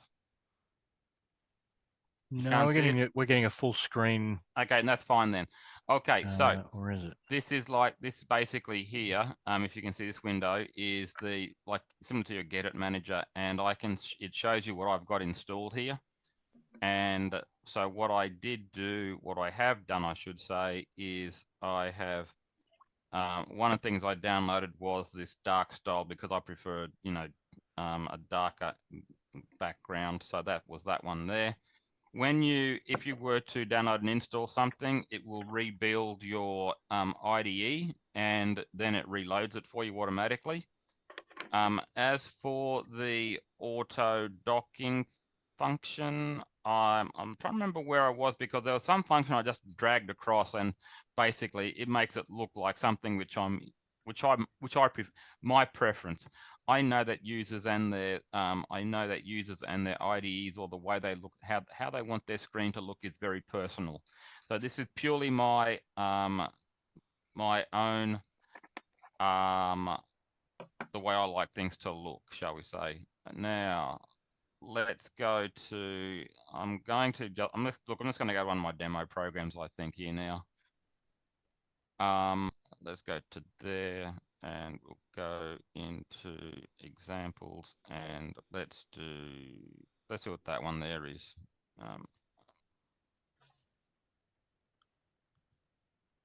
Because between yesterday and today, I have I've upgraded my version of Delphi, but that shouldn't interfere with this though. So I'm not quite sure what. Okay, so basically, look, so you have, with Lazarus, you got LPR is your project source rather than DPR. And what we're going to do here, I'm just going to drag that across to there. Okay, and get rid of that one. So what's this one here? An example, a game board, rows and columns. Okay, I think I'm going into the main unit here. Number of rows, number of columns, create a board. I was trying to think of what I was doing here now. Oh, I know what I was doing. I was teaching people about the benefits of enumerated types here, or subrange types. It's an oldie but a goodie. If you remember from the olden days in Pascal, when you could, well, actually something like, if you go way back in your Pascal days, if you declared a string as being a char 40, as a string 40, then you needed to have it as a type, because otherwise you couldn't just chuck a string 40 to a function of the string 40, because it would, chuck a SPAC at you. At least back in our university days at QUT. And so it meant you need to, make sure your types were named, and subrange types then, gave you restrictions on what you could or couldn't do. And if you did declare a variable which was outside the subrange type, then the compiler would chuck a SPAC at you as well. So that's what I was doing in this particular demo program here. You'll see that it does this is all automatic here, by the way. So you get the if def Unix, it chucks in 3 C threads, and otherwise you get all the other stuff there. Now I'm trying to find a pass file here as well. I think that the thing that also can confuse you if you were coming from Delphi, the units come in pass files and .pp files. Now I can't remember what the pp file actually is yet, but I can guarantee you that it does get used. Let me see what I've got here for other Lazarus project files. Delphi 7. Okay, no, the LPR of that one. LPR. Okay. This one. Okay, so if you wanted to, now this particular unit here is about if you want to look for memory leaks, actually. So you know how you can turn on memory leaks in Delphi in your project source. If you want to look for memory leaks in Lazarus, they have this particular, out of the box, you'll get this heap trace unit, and this particular one here was using generics, and got a person list which contains people, obviously. Then I'm using an enumerator here. So an enumerator is, I'm just going to tell what I'm going to do. I'm going to close that down and start it up again. Excuse me. Anyway, while that's loading, so if you want to do look for memory Go on. There's a keyword called specialize. Is that basically just saying like class brackets? Sorry. Does it what? The type right there. Yep, T yep. person list equals specialize. So that would have to be a keyword. Yes, it is. Yeah. So line 19. Yeah, I know exactly where you're looking. I'm going to try and open that one again now. Okay. That Is would that- be this Is that one here. basically just the same thing as in Delphi? Just go T, just class and then brackets. So basically, T, so the on the right hand side is what you're looking at is the template, which is your generic, and you're basically telling it you're creating a specialization. You're specializing that class to contain persons in my example, and on the left hand side before the equal sign is what I'm going to call it, which was a T person list. So I think it's like taking a list. Can it be any class, or is it like or is there something specific to generics, or like? Okay, I mean, so you've used generics. You would have used generics in C++ or. I know what generics are. I know how to use them, but it's just a specialized keyword I haven't seen. Is that the equivalent of the class, the way we use class keyword in Delphi? Okay, so basically it's just okay. So it's just a key. Okay, I'm just trying to think of the. That's right, because in Delphi you would do the same thing without a specialized keyword. That's right. You just T person list and you just go straight. It's boom, just a and Lazarus. then, It's look. This part here is really just a Lazarus quirk, shall we say? Where because really what you're saying is this is the this list here contains items of this type here, and this here becomes, let's say, for lack of a better word, a concrete instance or class of that other type. Yeah, but do you need a specialized keyword, or yes, you do. What does it do? Oh, you do. So there's okay, it's just a Lazarus quirk, as you say. Yeah, okay. As far as I'm concerned, yes, it is. All right. So and obviously, go on. Does it add any value? As a oh, hang on. You need to use it in Lazarus, otherwise it won't work. Correct. Yes. Right. Okay. Cool. It just is. That's all. Yeah. You could use the thing that you're making equivalent. You could just use that, right? Instead, if you. You mean put one of them down here? Yeah. I still need to use the specialized keyword. Yeah. Yeah. Okay. Now, obviously, if I were to try to add in a string into here, like the compiler's going to balk, so yay. I did. Okay, now let me go to. I'll open up this person unit here as well. File, open file at cursor. Question. Oh, it's over there. Go on. So, do you find yourself, whatever you do in FPC, using the mode Delphi or the mode Object Pascal, or? Okay, at this minute I don't really care, and the reason this is how I got into Lazarus. I cannot remember the exact starting point, but someone said, "Oh, this is just me being me, by the way." They said, "Oh, you're doing Delphi. No one talks about Lazarus at all. Someone needs to talk about us." So I said, "Sure, I'll have a look." And I did look at it a few years back, to be honest. But a few years back, it wasn't much at all, as far as I was concerned. That was worth looking at. So I thought, well, look, I'll have another look at it now, and it has come quite far from where it was. So there are some things in. Look, I think probably the big pain in the neck is things like if you're using string. Okay, so I'm used to using things like string helpers in Delphi now. Do you use them at all, or you a bit old school? No, yeah, class helpers and record helpers. Yeah, so basically I'm used to using that because anyway, so I'm used to using that sort of stuff, and And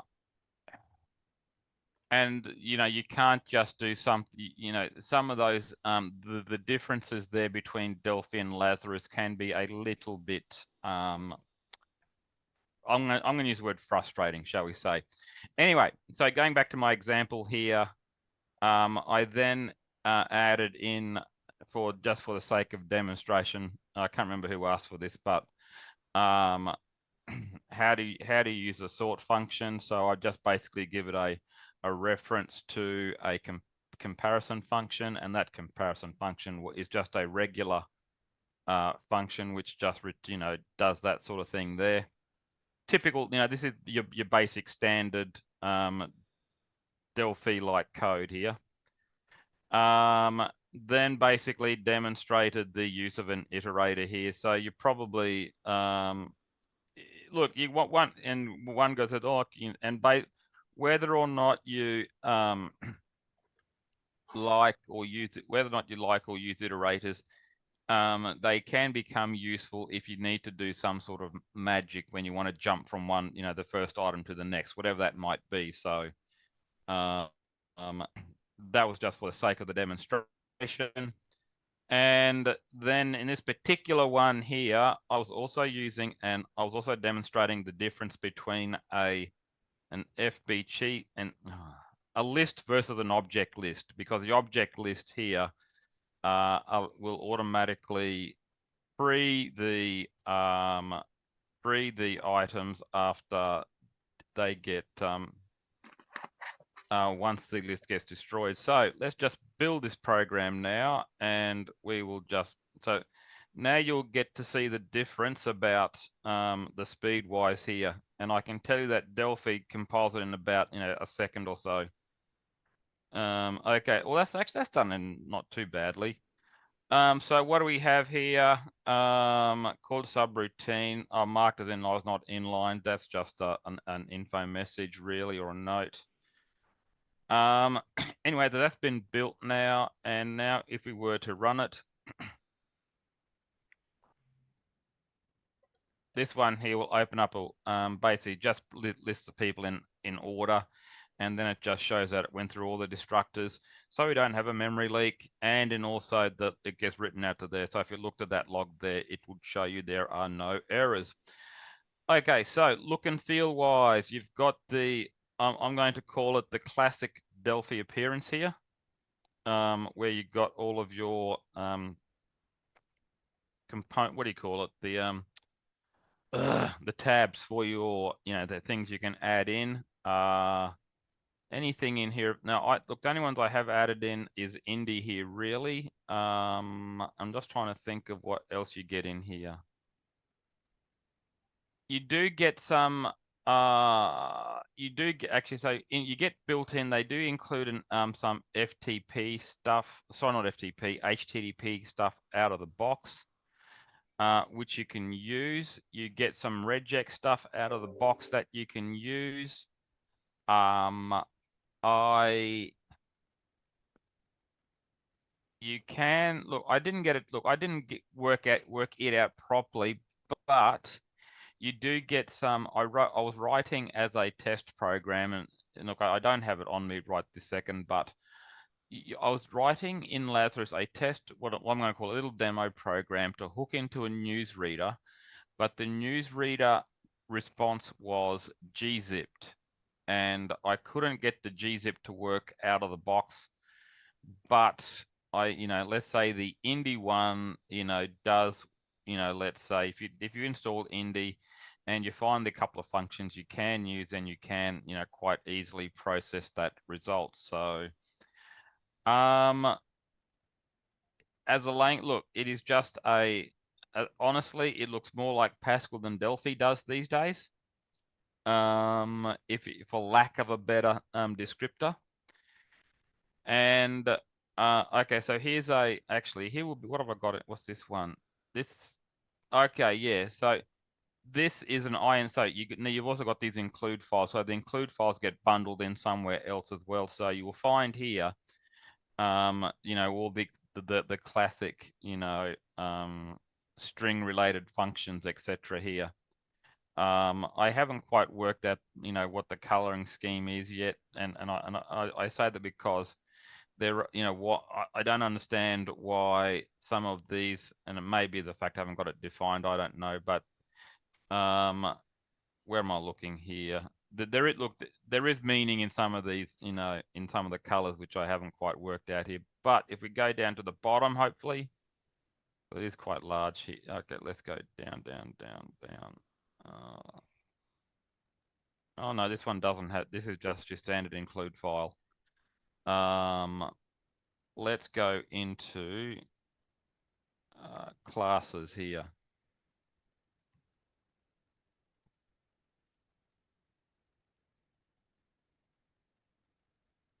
Did I open that one? What's happened there? Hang on, let's move that out of the way. And control enter. Okay, here we go. So classes in Delphi looks a bit larger than classes here. This is classes in Lazarus. That's all there is to it.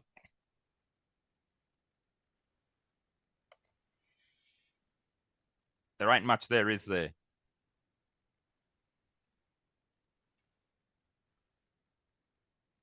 Can you see that? Yeah. So, Normally what I do when I'm looking at a language is I like to go down and, okay, let's say in Delphi, there's about a few classes I like to look at. Classes, sysutils, system, and, and something, let's say, when I say something else, whatever I may be working on. And they're my starting point to learn the language, to work out what functions are available to me. So here, sysutils. so in classes, what about things like clearing the object when it's being created? What about a before create or an after destroy? Do those things exist? So if you're talking about if an exception occurs in the constructor. No, in T object, if you go to classes. Yep. So this is where T object is defined. Like let's go into this unit class file here. Okay, so if we now, so basically we've got an include file here, which we've just jumped into. And let's see if we've got T object in here.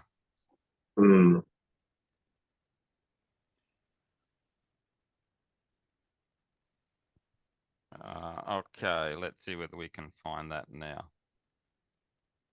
It's over here in object objpash.inc. So okay, so yeah, I mean it's create destroy use. So if you go to something like hang on, so right there, class info init instance. Yeah. So that looks like very much the same thing as like what Delphi's got. Oh yeah, no, look, underneath it's the same, but I guess what I'm trying to say is when you're sort of like looking for that stuff, you need a little bit more jumping around the seams, and that's partially. And I'm going to say that's partially probably because of all the different platforms it supports. It is the way it does it. So, for example, if I were to for ARM, it's going to be different for an x86, things like that. Yeah. Yeah. So if I go into here and Lazarus and then FPC 3.2, I know it's in source. Let's go for RTL. Okay, so if we've got hang on, what am I looking for here? Trying to find my classes in here somewhere. So there won't be runtime, it'll be packages. It's not runtime.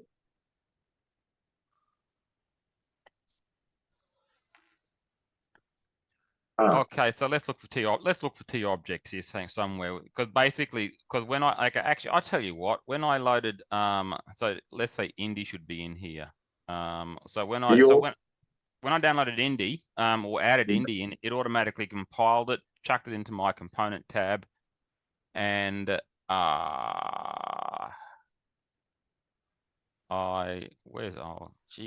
makes it hard to find. let's go to here. Or no, actually, no, it puts us towards another location here. Let's go. Can you right click the tab and say look at unit? In Lazarus, I mean. Sorry, can you what? In Lazarus, can you just right click the tab name, object task.inc, for example, or something like that? Just right click that and then go to path or something like that. Oh, okay. So if let's say we're looking here, so you should be able to see my pop-up menu. Yep. So here If I can find the declaration of it, and it'll take me straight to it. I mean, if you the tab name might give you the folder. Oh. But, oh, okay. Yeah. Sorry. Okay. Yeah. Okay. Object. Okay. Source RTL. Okay. So let's go back one to there. Source RTL, and we're next. OBJ pass. Okay. OBJ. Okay, and then I've got here, let's go for this one. Okay, Win32 classes PP, and that one be OBJ. Hang on, that's the Windows one there. so That's the more basic one there. Okay, we'll go for this one here. OBJ pass classes. OBJ pass classes. Okay, so these will be all the include files, which will somewhere be included. So if you're looking in, let's say, let's go into this one here. I'm going to be guessing this is collections here. Open with, I'm just going to do Notepad here. Do you think the include file thing is That's an old style Pascal thing too. Yeah, just from the past. So if we go into, okay, so let's have a look at, well, let's go into this one here. Open with, I do not want to go Visual Studio. Choose another app.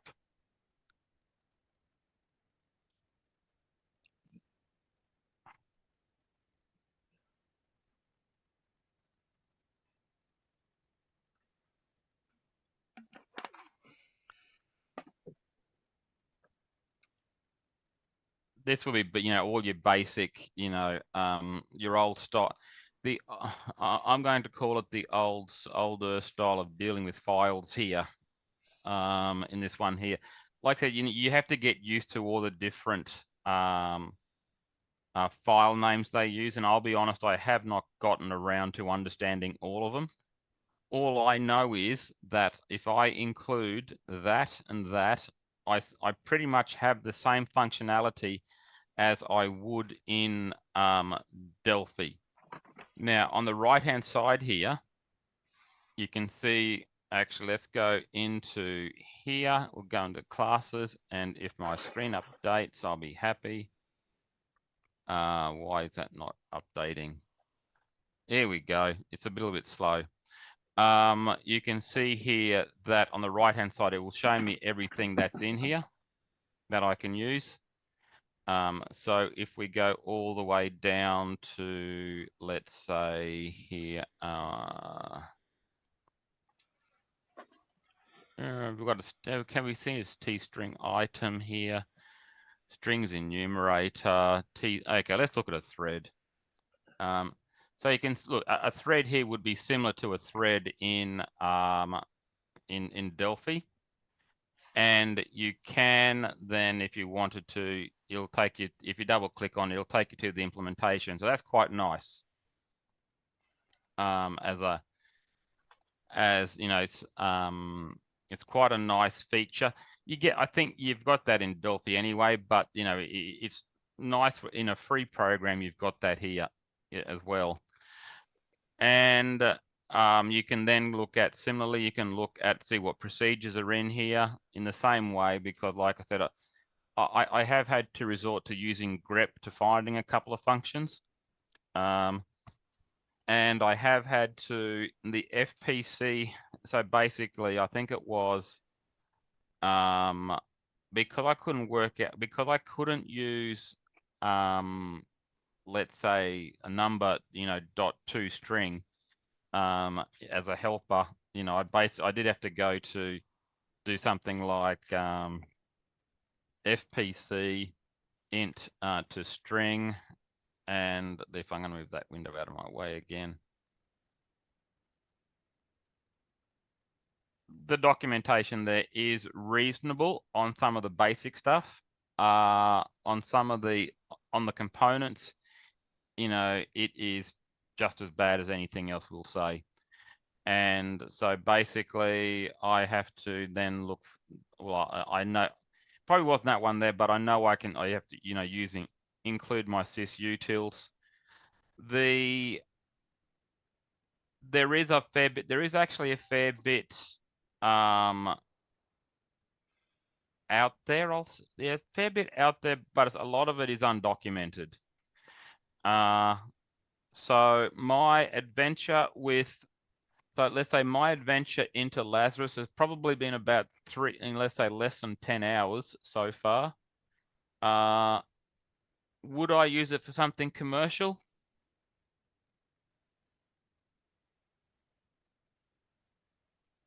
I would hesitate, because unless it was something very specific, it does lack the eye candy. And I think most of you would appreciate that at the end of the day, you need something that, and I'm going to go into Delphi here.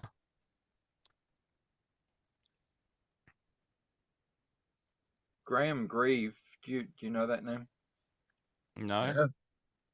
Okay, he's I've heard he's quite big in the, well-known Australian ADUG, Delphi community.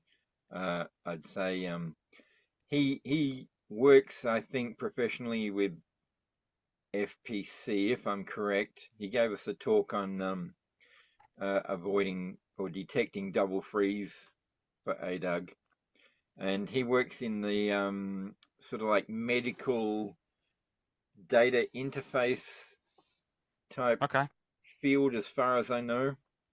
So I guess that's probably more in the, like console / service maybe end of connecting data together rather than graphical. I could be completely misspeaking for him, but yeah, he's ADUG would like to know more about FreePascal, because we've got people who are retiring and don't want to be paying out for the big the cost of Delphi.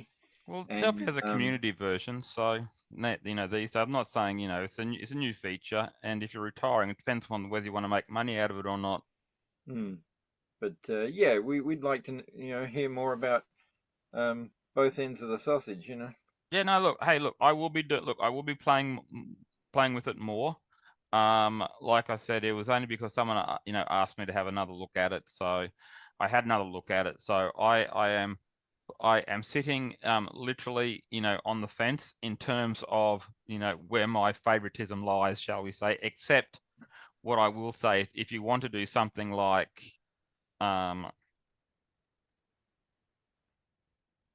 when this thing runs up. By the way, this uses styles. If you want to do something like that, it's a bit harder to do in Lazarus, shall we say. Where I can, let me see if I can find a word here now. Start darling. I think it should be, looks like a word. First word letter, last letter.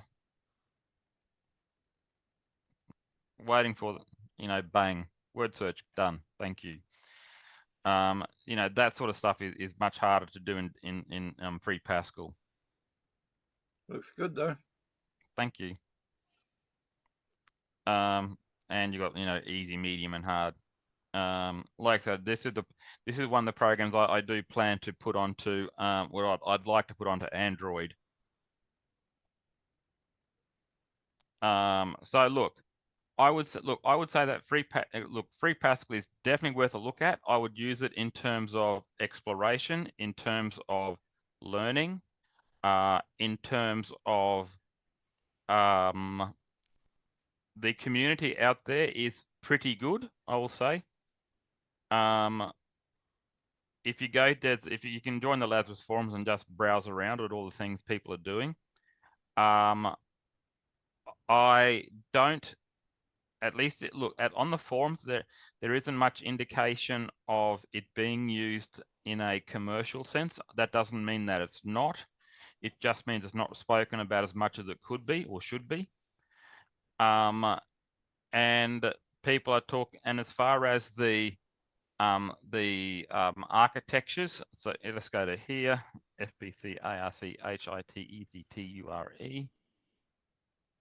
Hang on, hang on, LAZARUS.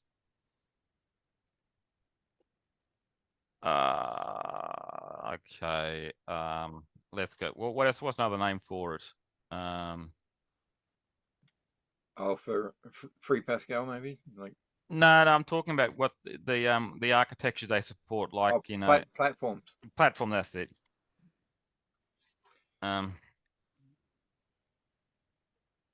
Okay, so let's go here.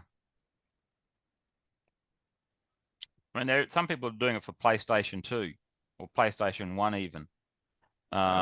You know, so you've got a truckload of, you know, supported targets there. And if you want to go down, you know,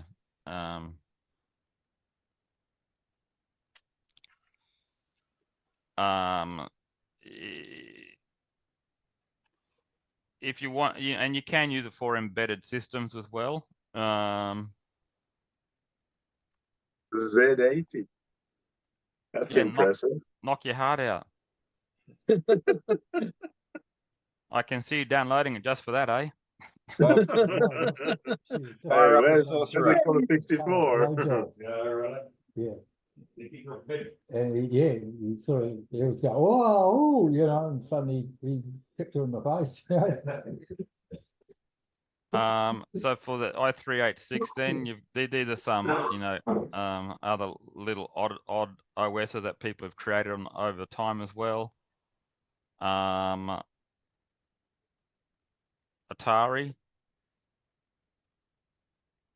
Right. There you are. Damn. So there you go. GameCube, Xbox. Actually, that's the point. Some of the, like, it compiles for ARM. Yes, it does. And ARM is, I mean, the hardware handles lifetime management, as in garbage collection. So does that mean, and which of course VMs like a JVM or KVM do as well. Would this work in conjunction with C#, so with memory managed languages, whether it's C# or Java or whatever, or is it? Okay. Yeah. Okay. Definitely for you. You can mix your C and C++. Yes. Look, the things you've got to watch out for there are okay, so the guy who was trying to do PlayStation 1 because he reached out to me because they were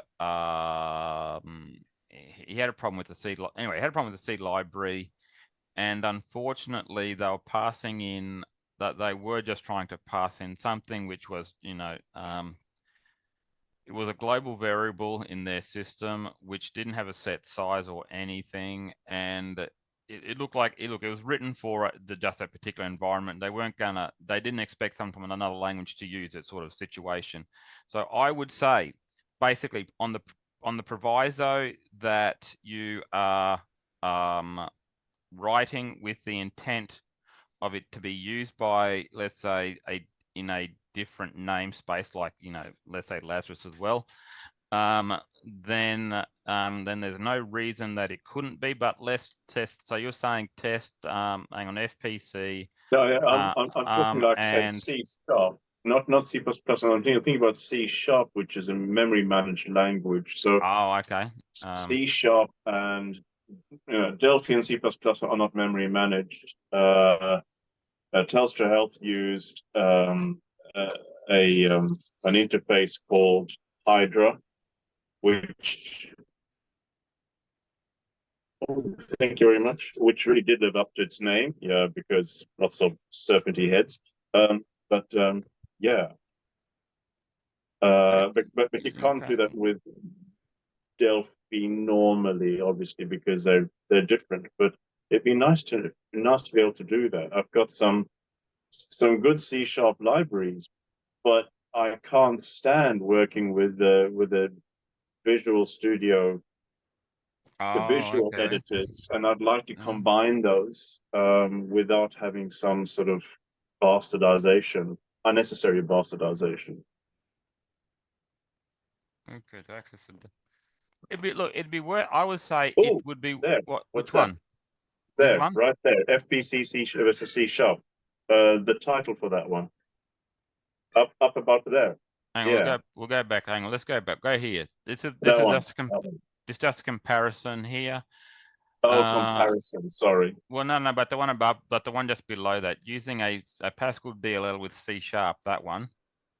And this is a C sharp wrapper for FreePascal, which would to me be looking at what I'm attempting to do. Okay, so target is .NET. Okay, fine. Show message, yay. So that's the standard call. Here's a C sharp wrapper. Okay. Oh, so basically I've got the C sharp. Okay, so basically mixing his some C sharp code. Here, how's he mixing that in? Where's that? Where's the wrapper here being used? Unless he's got the C sharp calling it. Hang on. Yeah, Have you tried to import the DLL? I think it's the inverse. See, Well, it looks like the other way around, doesn't it?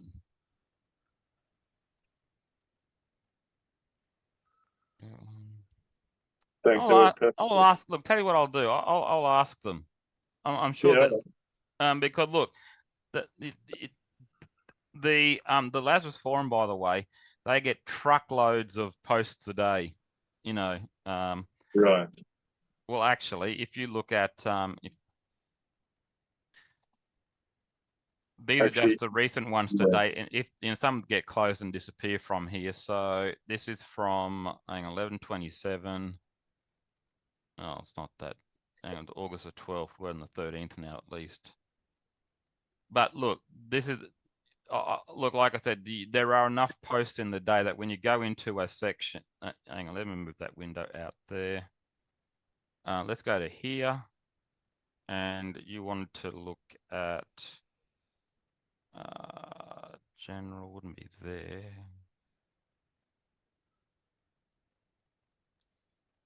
I was going to ask you, do you get a feeling for where the actual development of FPC is taking place? On the forums here, it is more of, I'm going to say more of a, okay, this is my opinion from what I have seen. It is more of a people who are using it to write their own tools as opposed to anything commercial. And the reason I will say that is because, hang on, let me see if I can find something. Sorry, I mean development of the actual FreePascal language. Oh, okay. So they are trying to do something. Okay, so one of the I'm going to call it one of the arguments is about okay, so with for loops and the control counter, or whether or not it has a value. So it is actively being developed on. Virtually every day you will find the the authors of the compilers on the forum here every day. Okay. You know, so they do take an interest in what's happening. And there is someone up here, by the way, is, you know, it may seem like a small thing, but they're looking at you know, in one of the threads there, they're talking about changing the about box. So rather than having the Panther, they've got something else there. So it is a language which is, let's say, constantly evolving. And so are the help files. So you see that the people who write the help files are also on the forums on this particular one here.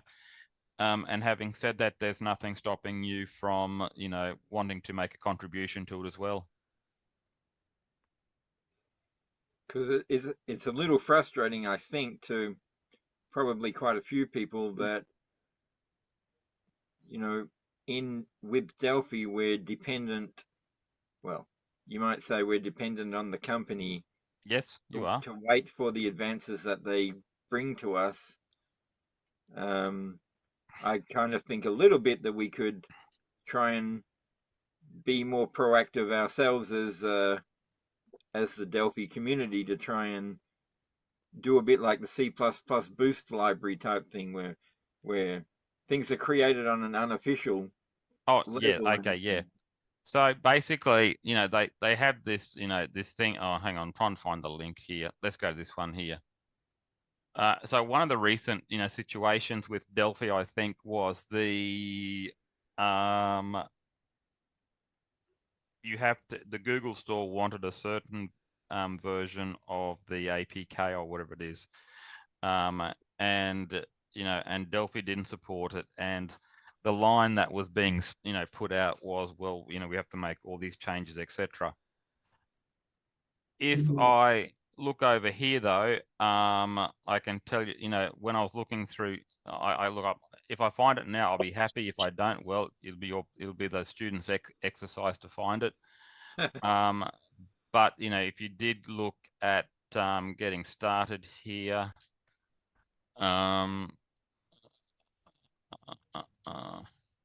now well, let me make that a bit smaller for myself. Hang on. Good tablet. I'm very pleased with this tablet. I'm very pleased with this tablet. Yeah.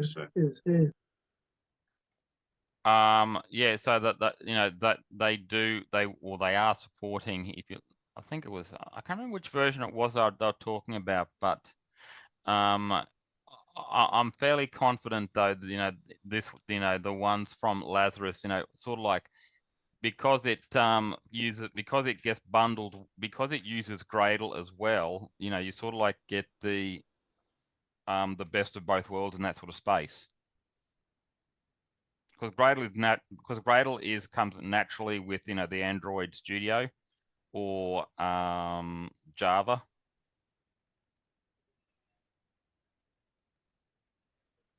And I guess the other part of it then is, which this, and like I said, and it's only time that I haven't looked at it, is the in order for you to, let's say, start, you've got to go through one of these steps here, you know, which I'm not saying, you know, it's insurmountable, but it just takes time. Yep. How about maybe you know, if you ask me nicely, you know, I could, and like I said, I have promised to do a video on this, by the way, you know, sometime, but you know, you could keep me to my promise. Oh, as far as creating something that'll pop up on your phone. Yeah, basically, from Lazarus.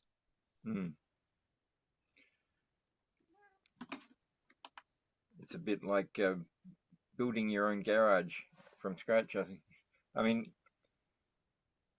and look, and this is the cost you get for something free. You know, you get that there's a little bit more you have to do, but while there is a little bit more you have to do, it's no different to what you probably would have done in the early 90s. You did it yourself, and you learned something along the way.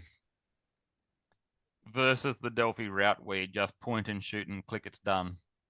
Yeah. And I'm not saying that Delphi doesn't like that exactly, but you know, there is a certain simplicity, you know, in there. Yeah. That's where the value is, I guess, in part of the value. Mm. I remember, you know, using early Linux, and I don't know what, maybe it was Ubuntu or whatever it was, and there were all the different apps for you know, for playing sound, for playing music, for doing something on the internet, for this, that, and the other thing, and they looked like they'd all been created by different people.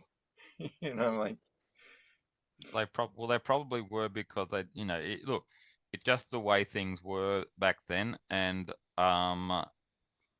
because you know, I'm not saying it's any better today. It's just that, you know, look, there is an advantage to doing it. This harks back to, okay, this harks back to a time when developers developed,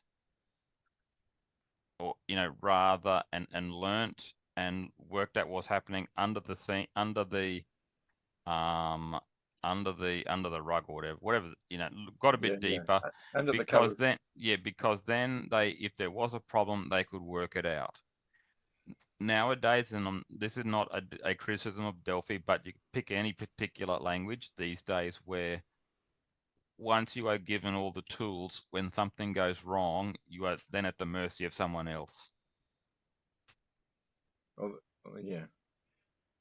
I mean, you could argue that the mobile platform area is kind of such a rapidly moving target that maybe it's a bit tougher than, I don't know. Is it tougher than what you know? Okay, so facing in the 90s. I don't know what is it Peter would say about mobile development, but you know, the Delphi there's a couple of things Delphi, I mean, not Borland, Google does. They constantly change the rules in relation to the you know, what your program needs to be able to do in order for it to be on the Google Play Store, and that's after you, and that's putting aside the fact of how much you have to give to Google on each sale. So the changes that they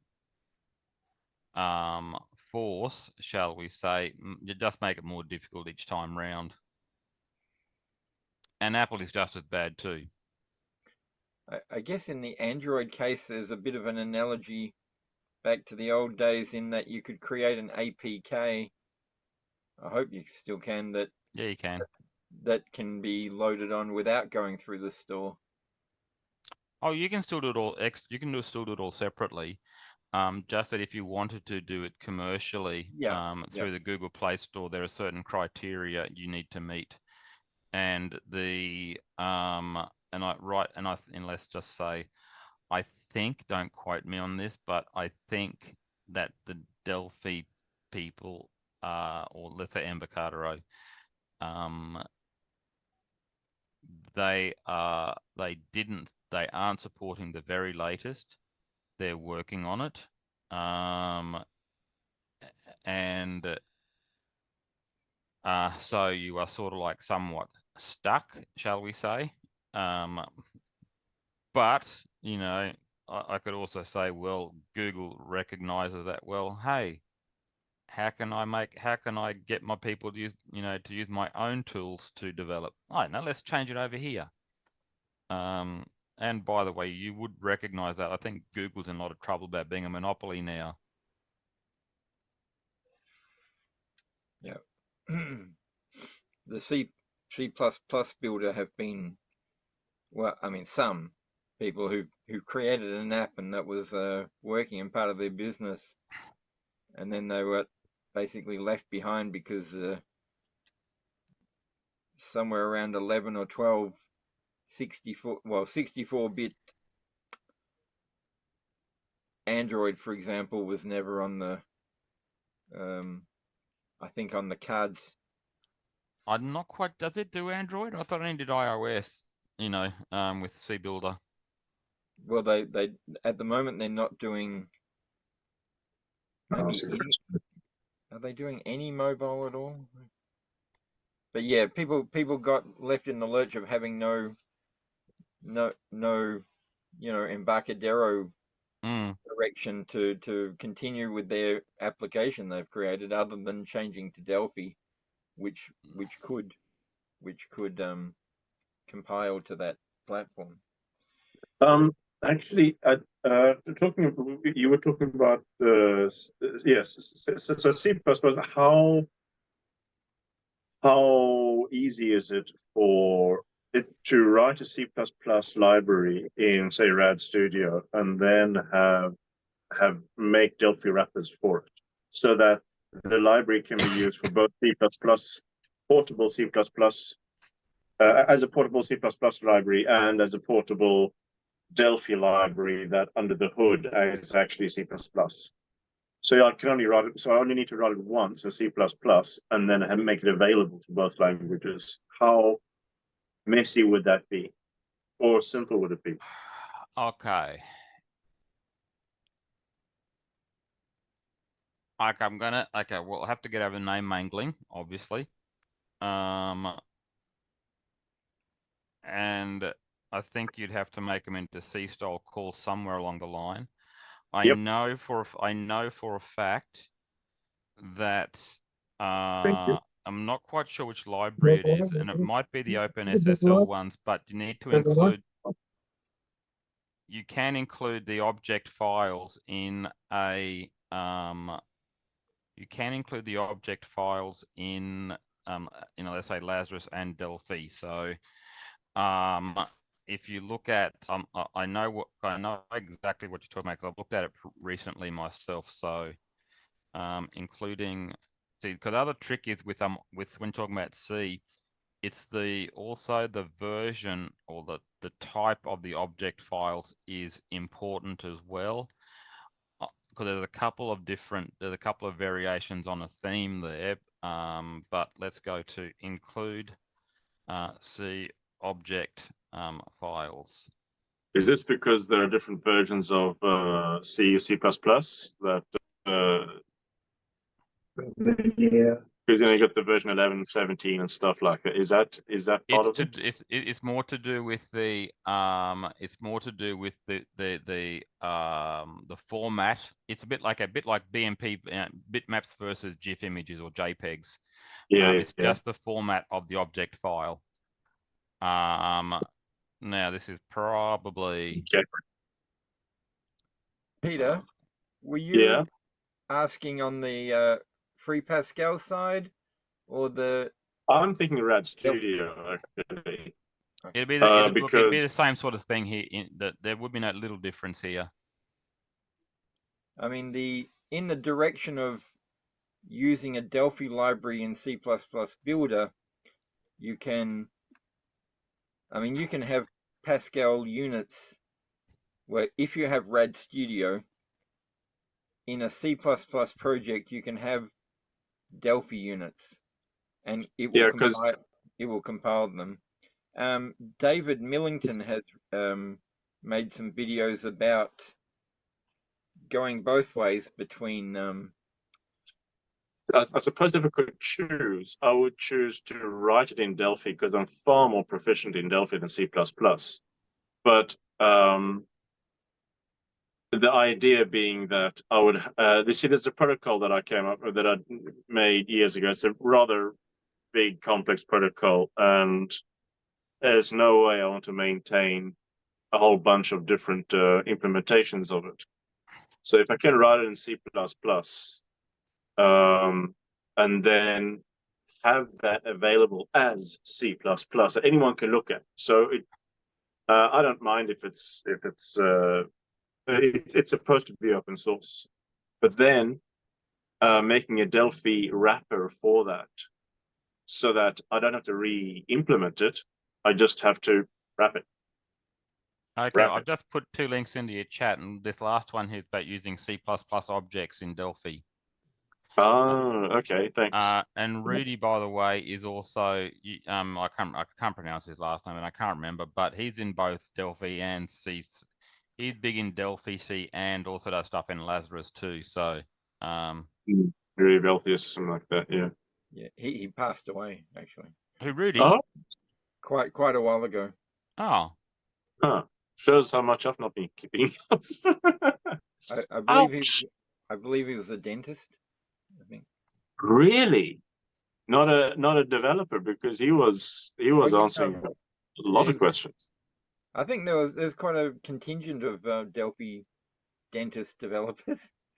Well, there's more. Oh, There was. Oh, yeah. anyway, okay. There you go. look, what I'd like to say, I'm just going to write myself a little note. Yeah. Okay, so does anyone have any questions they'd like to for me to take away to look up for you? Questions? No, not just be this, but I just Okay, curious more how messy it is from your experience.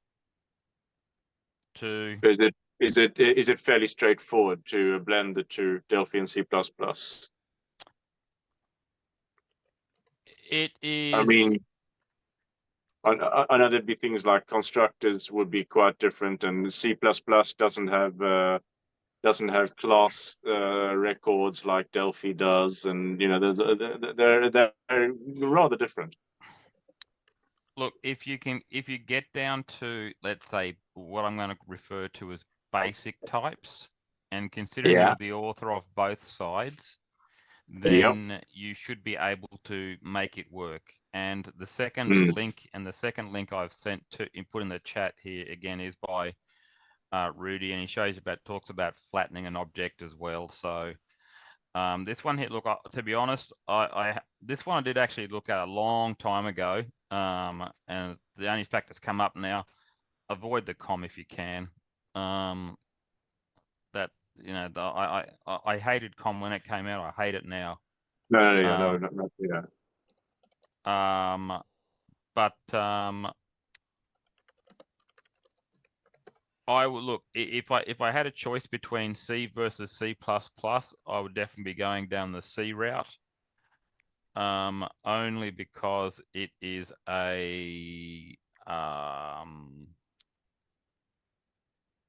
for me, it's a little bit more precise. Okay.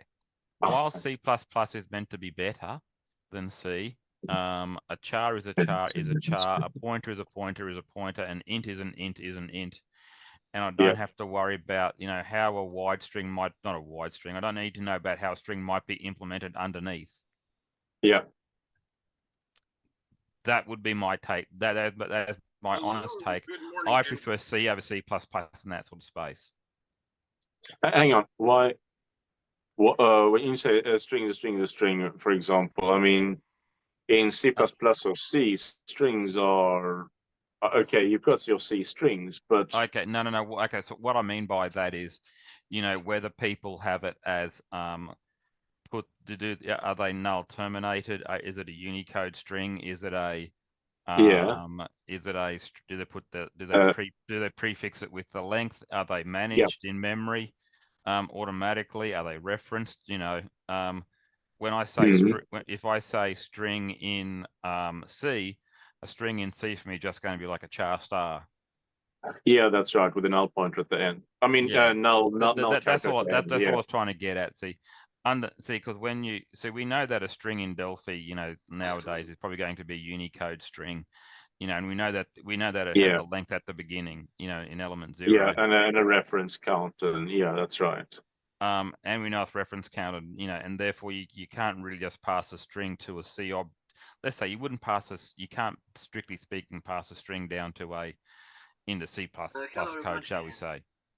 Although, does Delphi still add a 0 character at the end of, say, ASCII? Say if you like of an ASCII string, like they used to do, so that way it would be compatible with C++. You just could do a C called prefix, and then it would just work. Because that used to happen. Yes, that does work. But the only problem I have with, when you are looking at C++ code specifically, and and when you are looking and you have methods which are overridden, or where you can have different parameters going into it, they have to do a bit of name mangling to make it all work. Right. And name mangling of the function name, so that let's say let's say in C you might write, let's say, calc interest version 1, calc interest version 2, calc interest version 3, however you want to name it. And in C++, for instance, you might just have more the same name with just different parameters going through it. Yeah. In that sort of scenario, the compiler has to make it work. How does it make it work somehow? Either it uses virtual tables, or it has to, or it will be, it mangles the names up so it knows that when you're going into, class, well, actually it's worse when you're looking at something like when you're with inherited, method names as well. So how does it know which particular instance it's using? That's where it becomes, quote unquote problematic.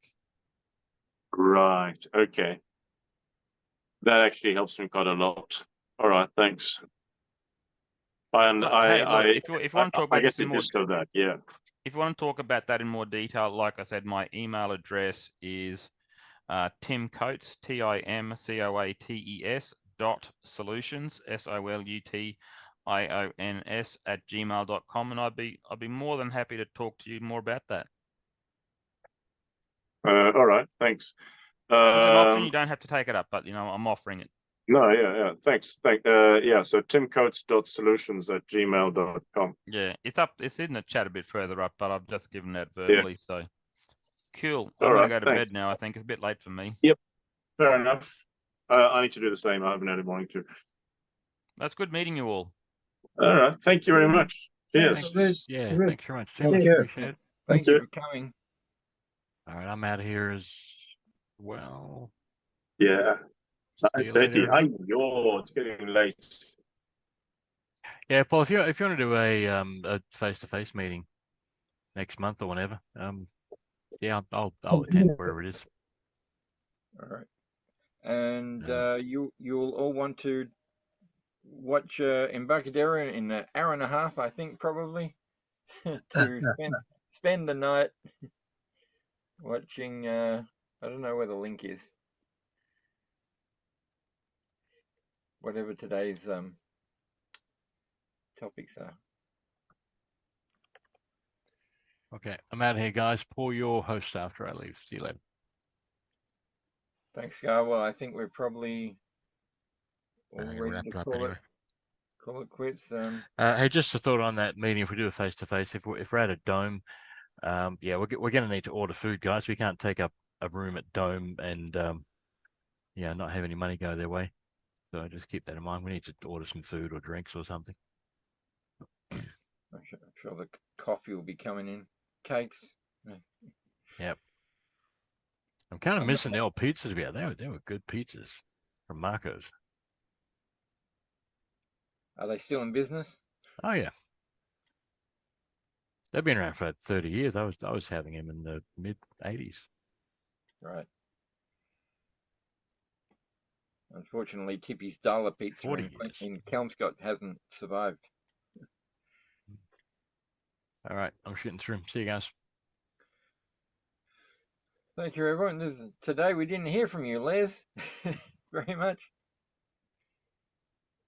One of those days, mate. I've just been a voyeur sitting on the sidelines listening. You were carrying the meeting, I think, last time. I don't know about that. I was exhausted. All right, I'm off. Yeah. Oh, I might be off. Big day again tomorrow. Crikey. yeah, thank you all for turning up again and making it an interesting get Yeah, together. thanks for organising it all, Paul. It's good on you. Yeah. Organising is a stretch, but Yeah. Thanks very much, Paul. Very much appreciated.